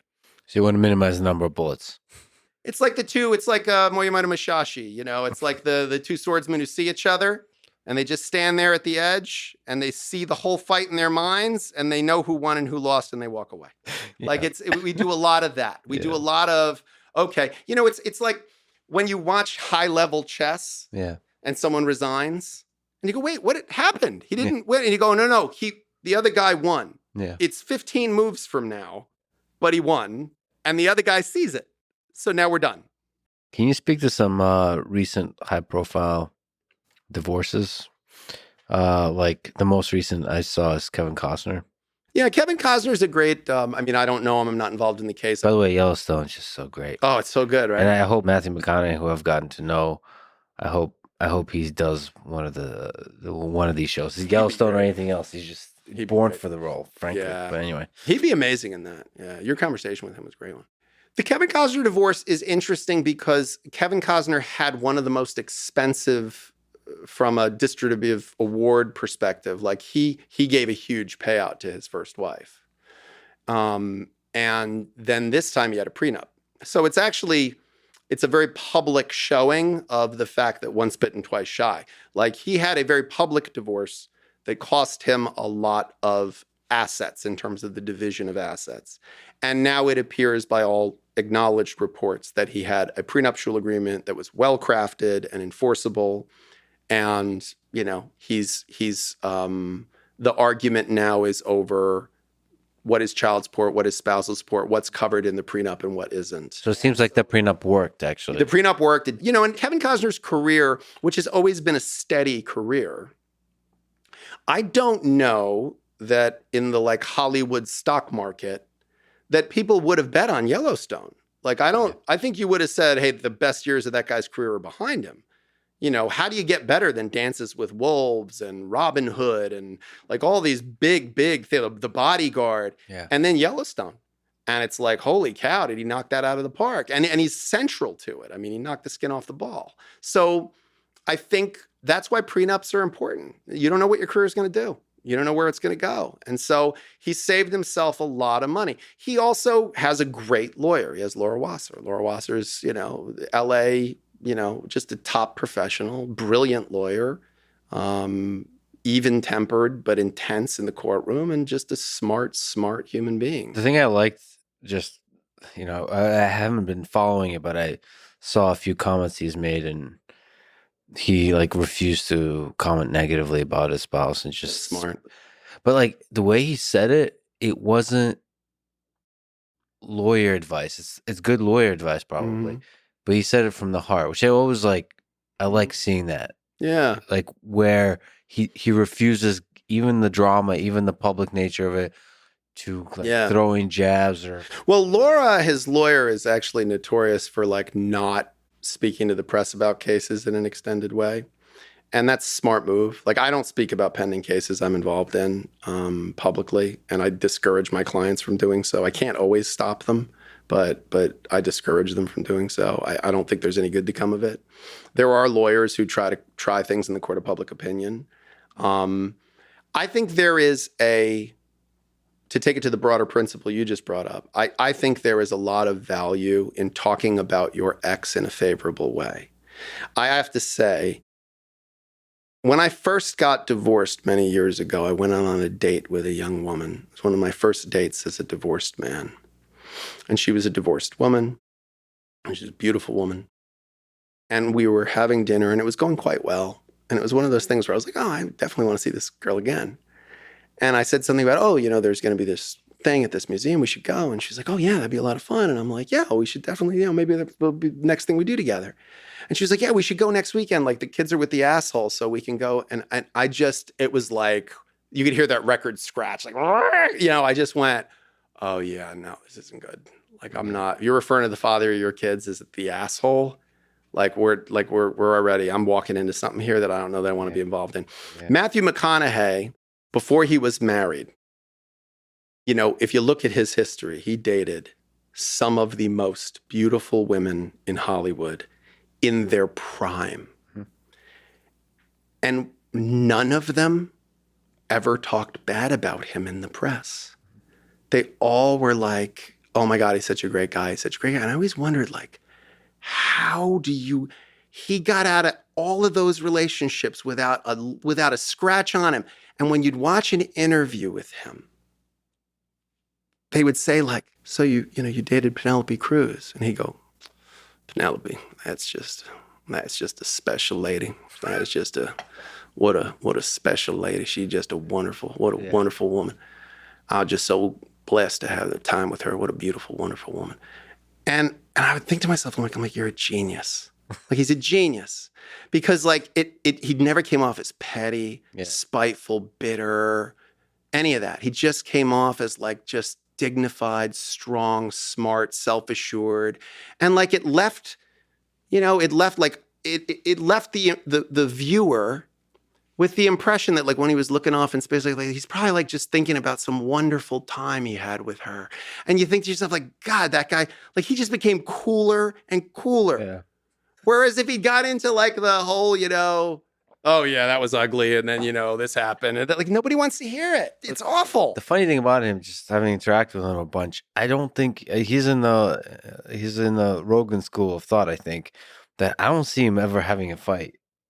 Now, his parents were, as he's spoken about a bunch, nonstop fighting. Right. They got divorced and remarried and just insane. And they were volatile. Yeah, very. I mean, he seems, maybe you kind of, it's a pendulum swinging the other way. He just seems cool as a cucumber, always. Just lets it roll off. But, even if it's internally not rolling off, there is value in just rising above it in your discourse. Yeah, that's true. Yes. You lie to your children.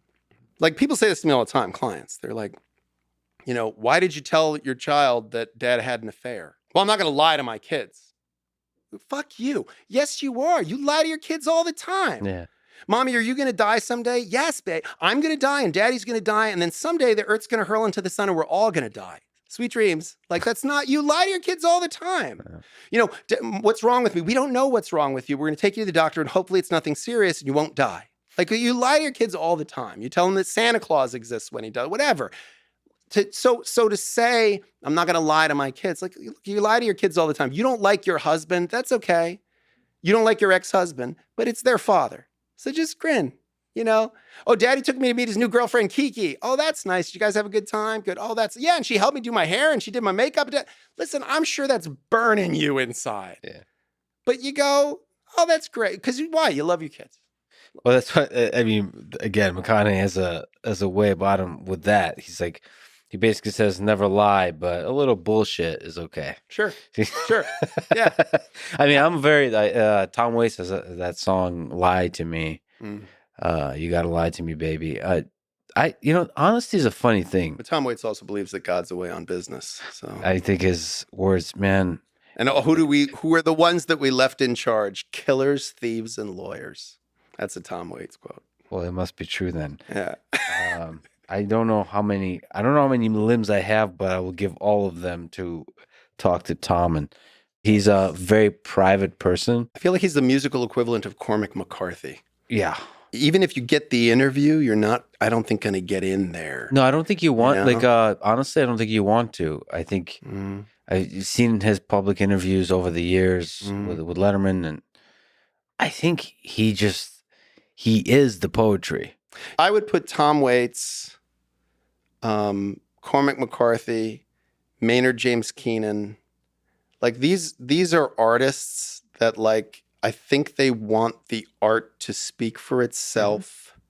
They would like to be less in, they don't want you to, I remember early days of Tool that he could not have been less interested in the spotlight. Yeah.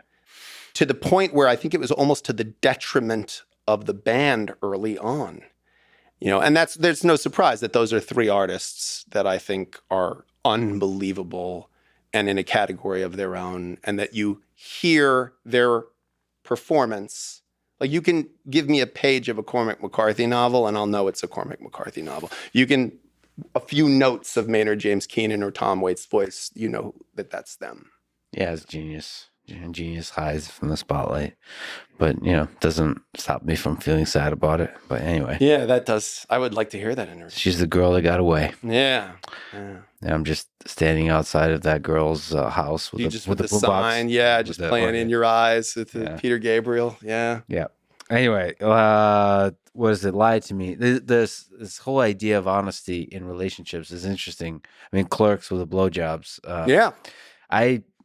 I don't know how to phrase it eloquently, but like, there's stuff you should be honest about, and there's stuff maybe you don't need to be honest about. So in the law, it is illegal to commit fraud. Fraud is a material misrepresentation of fact. But the law specifically says you are permitted to engage in, quote, mere puffery. Nice. Puffery. Puffery. So, and that's the term that was used for it. Puffery. And puffery is when you are inflating something. You're being like hyperbolic. But people wouldn't necessarily think you're telling the truth, like that it's not, like if I say to you, this bottle of water, was held by Elvis, and that's why you should pay me $50 for it, that's fraud.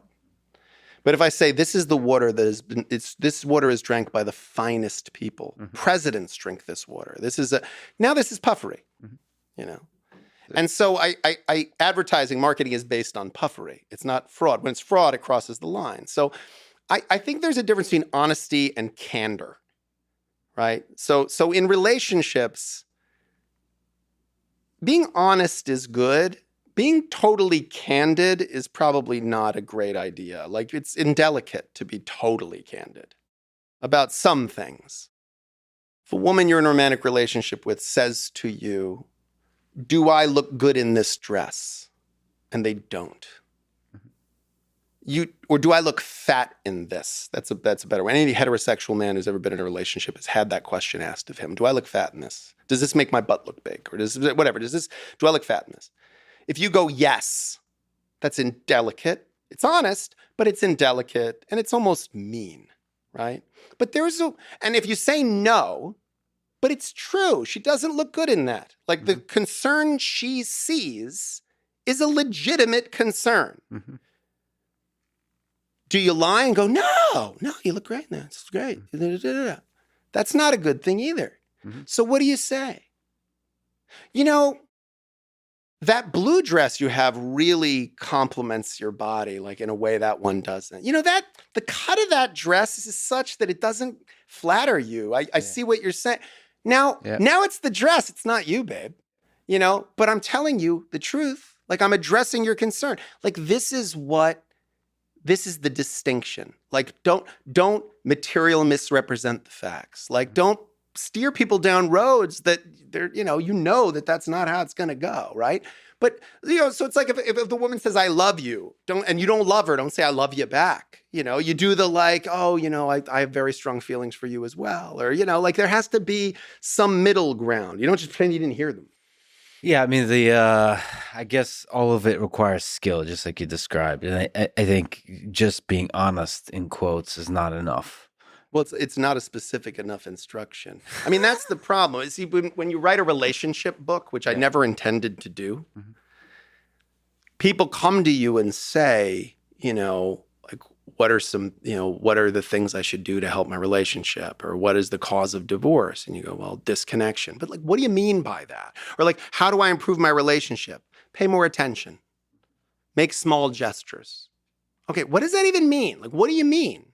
Like acts of love. You should show your partner that you love them more often. What do you mean? Like what I say, what I do? We should have more sex. Like what are you at? What are you saying? Mhm. Like people want measurable, specific things. So that's why I tried in my book to be like very specific about like things you can do, things you shouldn't do, you know?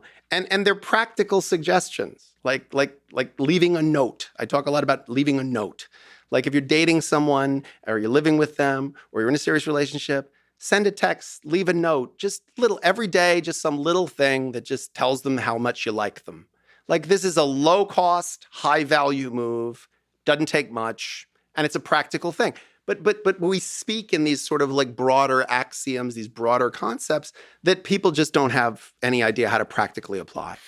I can't wait to listen to the audiobook where you talk about managing marital finances as like anal sex, which your mastery of the metaphor touches one's heart and soul. You're Shakespeare of the 21st century, really. I don't know that Shakespeare would have brought anal up in that context, but I appreciate it. Yeah. Yeah. My thesis there or my point there was, proceed carefully and have discussion in advance Yes. and don't just spring it on someone Sure. and realize that if this goes wrong, it will go catastrophically wrong. So good communication is important. And, I don't think it's something you should just dive into unless you're prepared for that to have potentially very negative impact.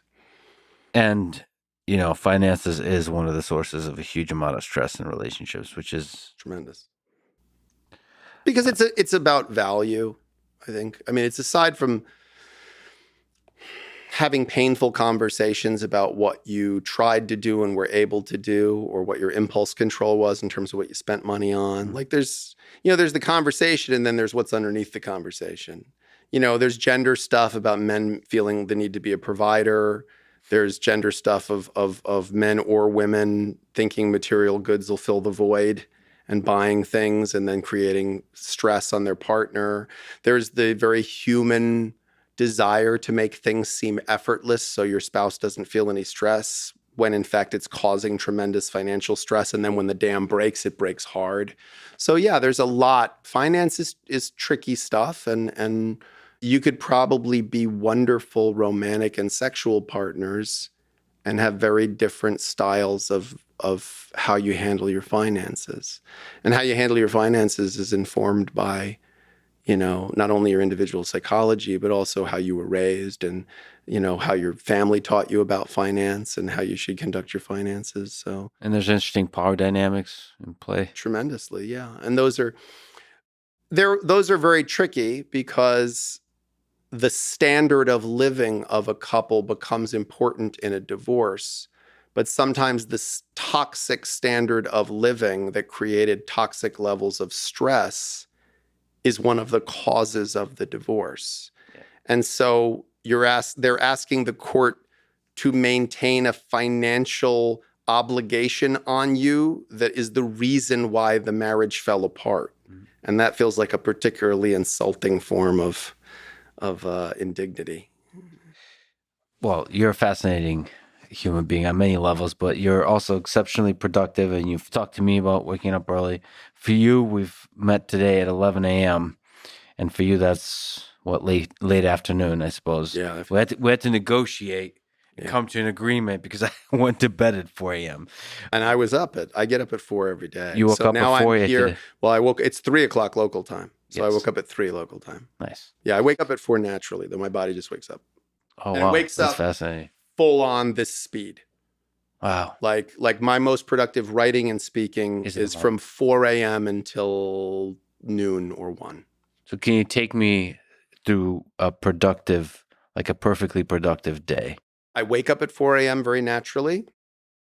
I wish I didn't, but I do check my phone first thing because I want to see if any emergencies came in from a client overnight. So work emergencies. Yeah, work-related emergencies. And it is a divorce lawyer. Our definition of emergency can be very serious. It's people absconding with a child. It's a police being involved in a domestic violence incident. It can be like time-sensitive things. And when someone is hiring a divorce lawyer, I think they want someone responsive. My clients have my cell phone number, and I go to bed early because I get up early, and so I go to sleep by 8 p.m. latest. I don't think I've seen 9 p.m. even on New Year's Eve. So I wake up at 4.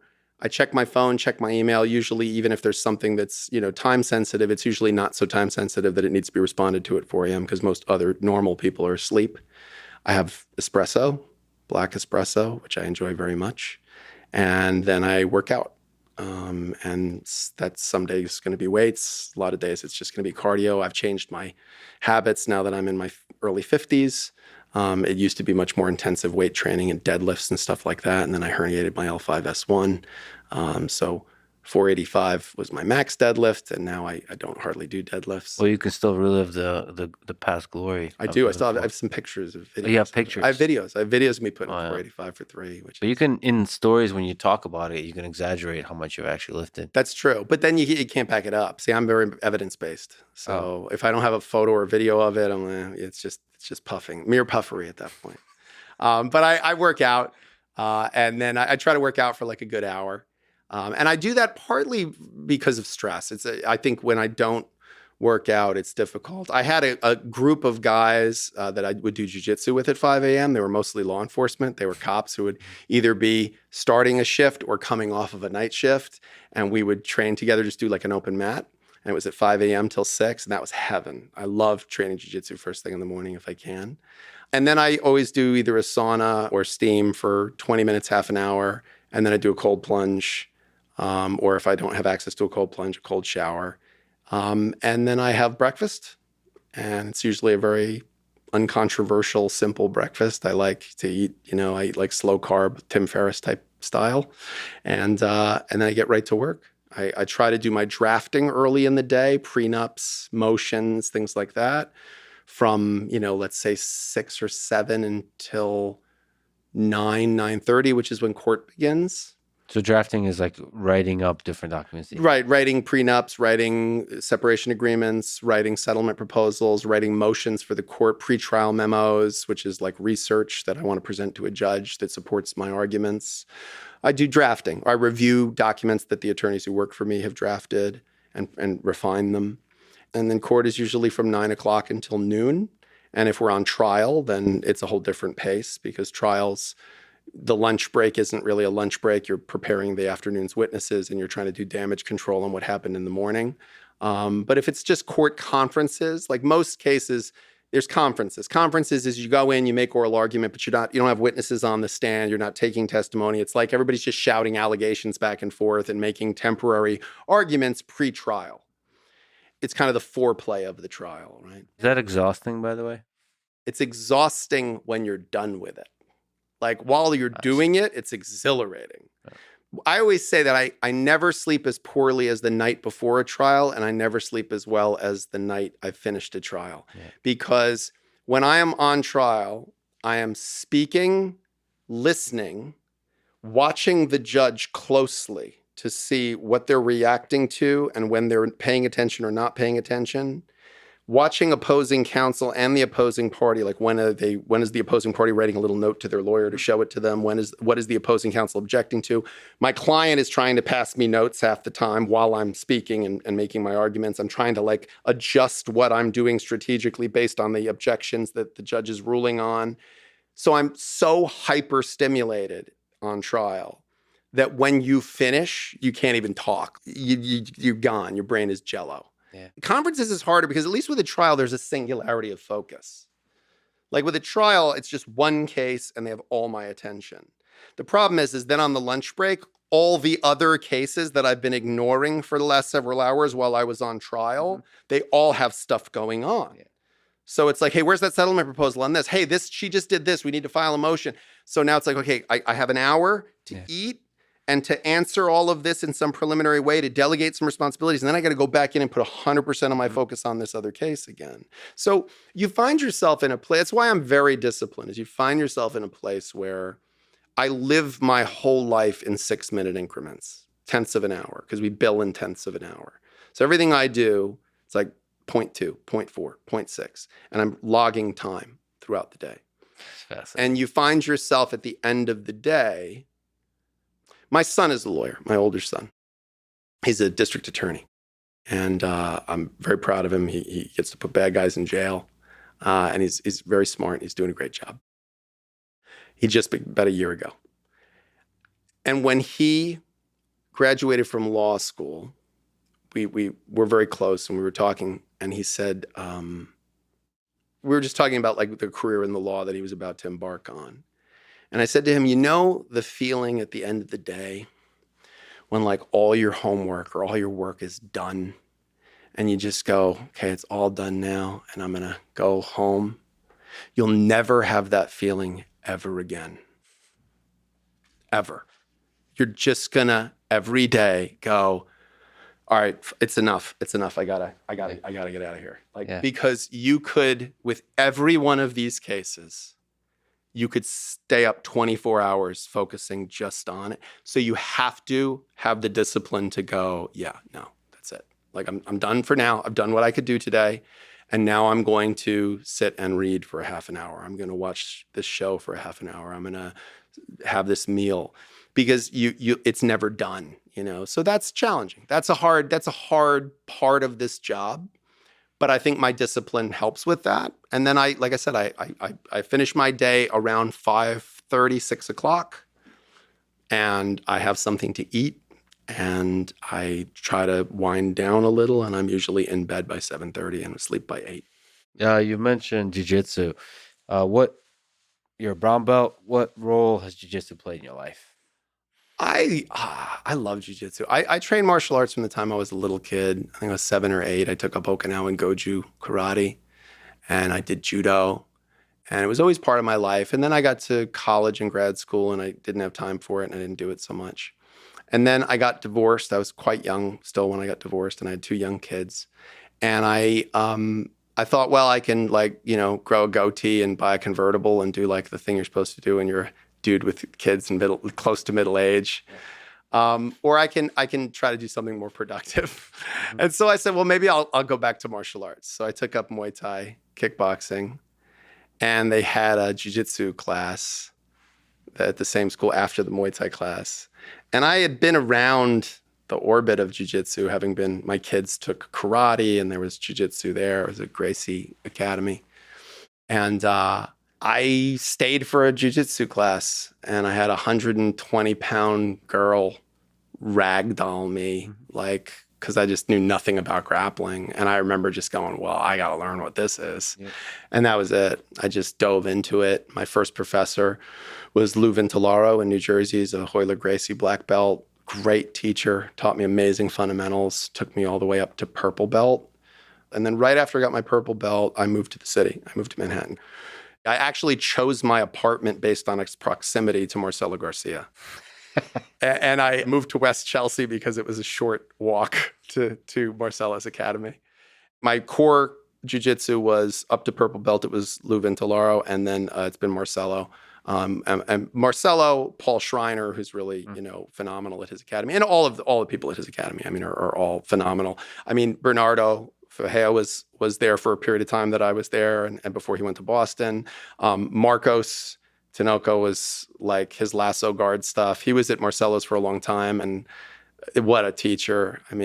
My lack of skill at jiu-jitsu is not based on a lack of quality instruction. It's based on an inability to retain the information, for very long.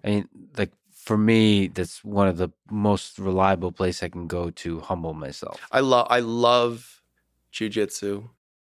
I love the progressive humility that it drives home constantly.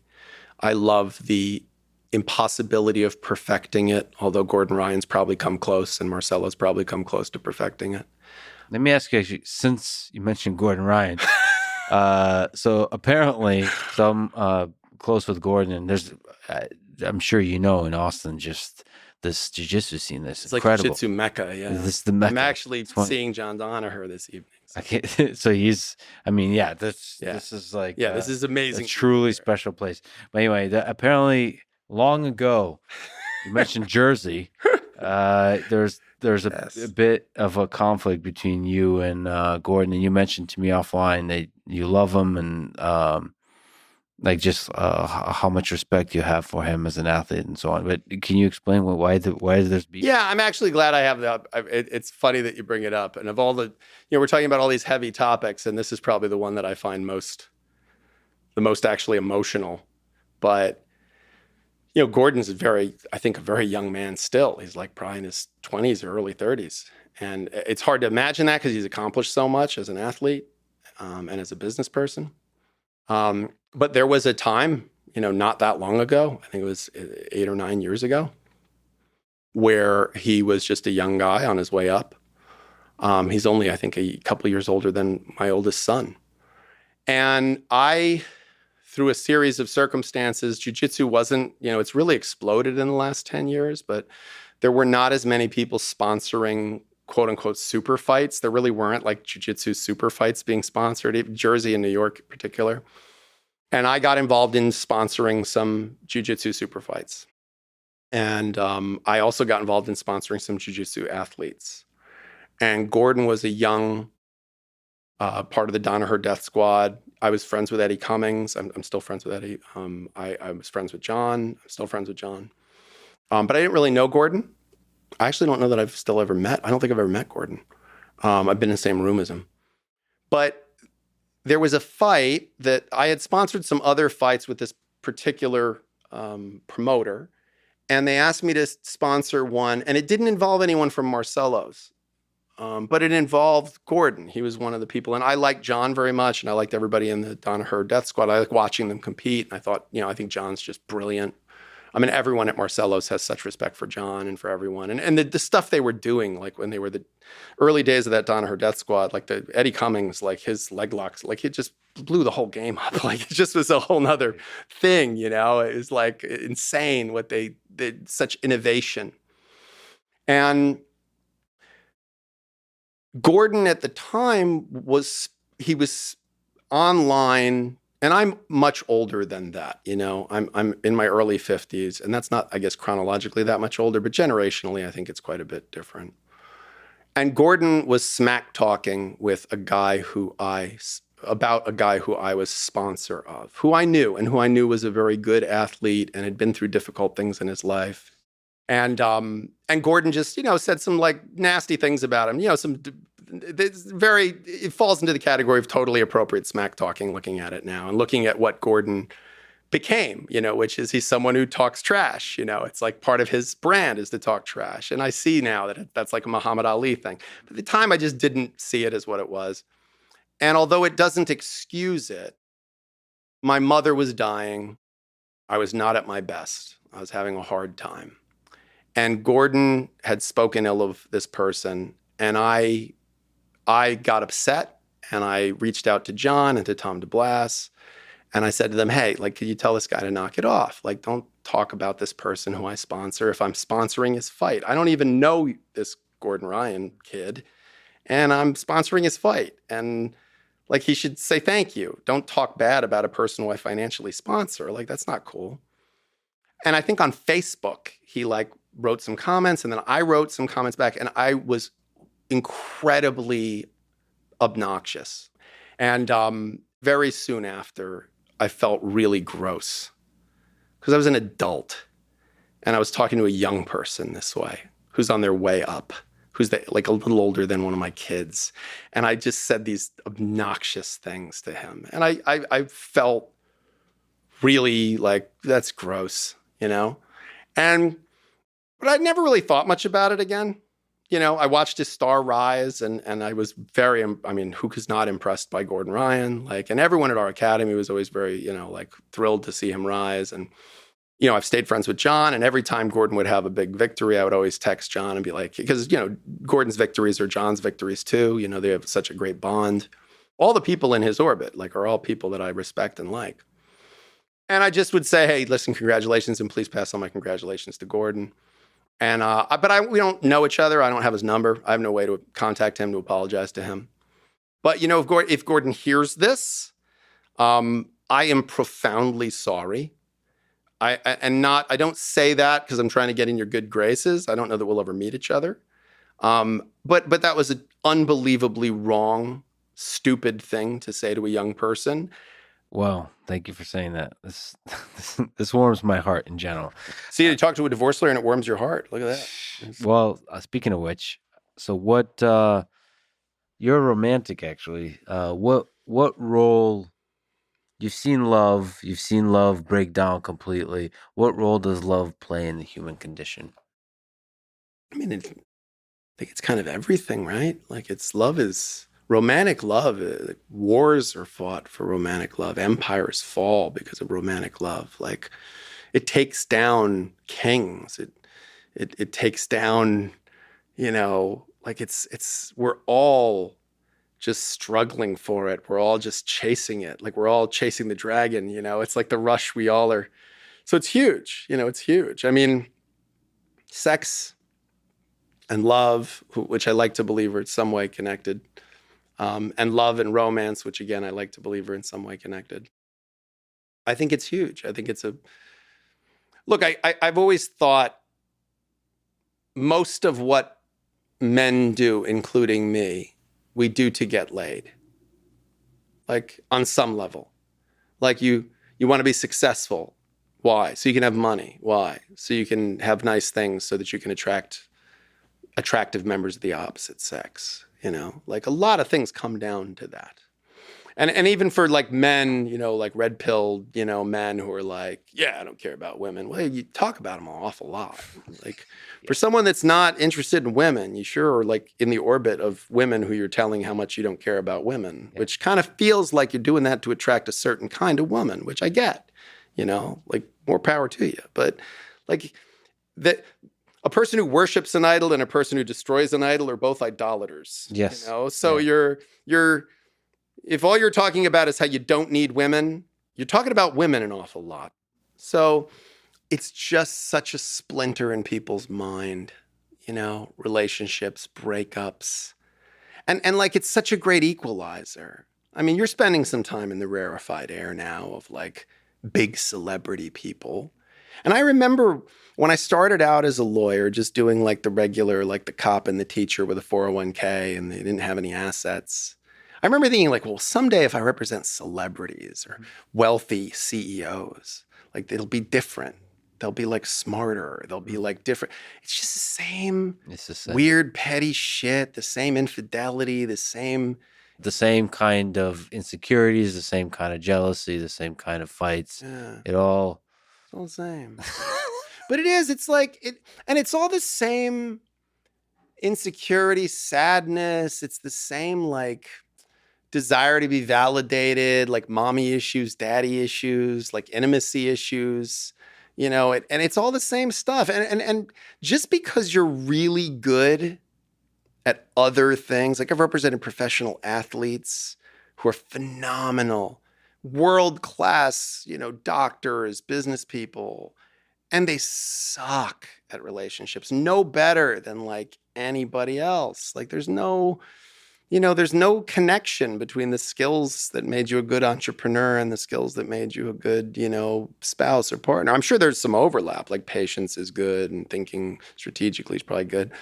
But I'm just humbled by how we're called to it still. It's so, and even when we lose, and even when our greatest pains were caused by our desire to love and be loved in a romantic sense, we just keep putting the money on the table and playing. We won't just quit. We just keep going, and the whole mess of it is worth it. I mean, I guess so. It's calling us. Mm-hmm. I don't know if it's worth it or not. That's a value judgment, right? But we don't stop. I don't know a lot of people that they played the hand, they lost, and they went, well, no more of that game for me. Like, I'm not a good poker player. I'm not playing poker anymore. Like, I know people who've done that. I know people that are like, listen, I don't drink. Like, you know, I'm allergic. I break out in handcuffs and hospital bills. Like, I'm not drinking anymore. But I don't know people that are like, man, that relationship, I screwed that up, or I got screwed on that one. I'm not doing that anymore. Mm-hmm. You can say that. Everybody says that. Mm-hmm. I'm through with love. You know, I'm done. Mm-hmm. They're not. They keep going. They'll go up again. Never gonna fall in love again, and then a few weeks later, Yeah, there I got you job are. security, man. I got job security. People are not going to stop walking down that aisle. They are not going to stop having kids with people that they probably should have thought through whether they would have kids with that person or not. But I'm glad they are. I'm glad they're taking that leap. I'm glad they're too. taking that risk. It's this whole beautiful mess that we're all a part of. It's like taking that risk, Yeah. taking that leap of vulnerabilities of what this whole thing is about. Yeah, and what a danger if we didn't, you know? Yeah. Like every you hear about people like Alexander Hamilton, or you hear about, you know, people who like they were born of circumstances that like these two people should never have had a kid. And then they did. And that kid changes the world, you know, and like moves the dial forward. And what a great mistake. Mm-hmm. Like what a great, you can't ever say it's a mistake. Like what an amazing thing that happened. And I think that that's one of the things I like about divorce as a practice and as almost looking at it like a spiritual practice. I think you just don't know what is a blessing, right, in the world. Like you just don't know. Like my father, I've spoken about this before publicly, and he does frequently. My father's an alcoholic. My father's been in recovery now for 7 years, I think. Yeah. But he was a bad alcoholic, Vietnam veteran my whole life, and only got sober, you know, when I was in my 40s. And a lot of the personality characteristics I have are consistent with those of adult children of alcoholics. You know, desire for control and control issues, you know, a lot of those things. And I love my life. Like I'm having a great time. If I died tomorrow, man, I did more, learned more, earned more, loved more than I ever dreamed. And so I'm so glad my dad was an alcoholic. And if you said to me, how do you raise kids? Like I wouldn't say like, well, you definitely want to be an alcoholic because like your kid's going to get a lot of really good discipline lessons from that experience. Like, no, like I wouldn't, you know, I wouldn't want that but it's born, like all these wonderful things were born of this awful situation. So I think divorce is the same thing. Like we make these mistakes, right? But they're not really, you know, I often have to say to my clients when they're like, oh, I wish I'd never married this person. I'm like, you love your kids, right? Like your kids are half that person. Mm-hmm. They would not be the organism they are without that person's DNA. So you can't regret being with that person if you love your kids. Like if you love your kids, those kids don't exist without that person. And I don't know how we refocus on that. You know, I don't know. Maybe we give anyone going through a divorce. I've actually had a theory, which I've not said out loud, but I'll say it to you because it's just us talking. I think if we could figure out a way to take a divorcing couple that is interested in potentially mediating and put them in a setting where we could give them both psilocybin, like a good dose, like 2.5, 3 grams, and have them do individual sessions with, you know, controlled setting with a guide, right? And have them sort of do that inner work and then have them do some kind of a session together after they've had that experience, that psychedelic experience. I actually think you could do transformative divorce work. Because I have found myself, and certainly the many people that I've talked to who've had psilocybin experiences, and in particular, but any psychedelic experience, many of the empathogens, right? Or even like MDMA, you know, like MDMA, which is, you know, is an empathogen. If we brought that space and the divorce and conflict resolution space together, that sort of psychopharmacological intervention on empathy, one's empathy receptors, or one's connectivity, I think that could be radically transforming. It would be logistically an absolute nightmare. It would never get done from a legal standpoint. But man, like, I think sometimes like that because I think the more that you can bring people to the awareness of connection that comes from many people's psychedelic experiences, I think they could then extrapolate that into their understanding of the conflict and disconnect they're having with their partner. So really lean into use this brink of divorce as a kind of catalyst for doing a lot of soul searching, a lot of growth together. Well, that was what appealed to me about it. I mean, before I started doing it, it was this idea that this is a opportunity for radical reinvention. Yeah. Like it was an opportunity for people to say, okay, now what? Like I didn't expect that, now what? And it was to be part of the architecture of that. Like I didn't look at it like I'm helping demolish the building. It was like I'm tearing down the building so we can build the new one, which I hope is filled with joy and abundance and peace and love, real satisfaction. Like my ex-wife is married for over a decade now to a phenomenal guy who is perfect for her. And he's nothing like me, by the way. Like if you met him and you met both of us, you'd go, well, no one could love both of these guys. Because like if you like this flavor, you wouldn't like this flavor. Yeah. Like I am impatient, fast talking, like skip to the end, we got to land this plane, come on. And he's therapist, he's chill, he's like patient, and they're perfect together. And I can say that as someone who loves her and loved her, and knows her or knew her. Like, and I think if we can radically view honestly, like without jealousy, without the sense of like, look at it and just go, yeah, okay. Like this is the love this person needed. Like that doesn't mean my love sucks. It just means it wasn't the right one for this person, Like there's a lid for every pot, Like she found her lid. I want her to find her lid. That's good, And there's billions of pots out there, and we just need to match them with the proper lid. Yeah, not hit each other over the head with them all day long. Yeah, man. This is such a romantic few hours we've got to spend together. And there's even a candle burning over there. Is there? Oh, that's lovely. All right, brother. Thanks so much, James. Thank you. Thanks for having me. Thanks for listening to this conversation with James Sexton. To support this podcast, please check out our sponsors in the description. And now, let me leave you with some words from Rumi. Your task is not to seek for love, but merely to seek and find all the barriers within yourself that you have built against it. Thank you for listening, and hope to see you next time.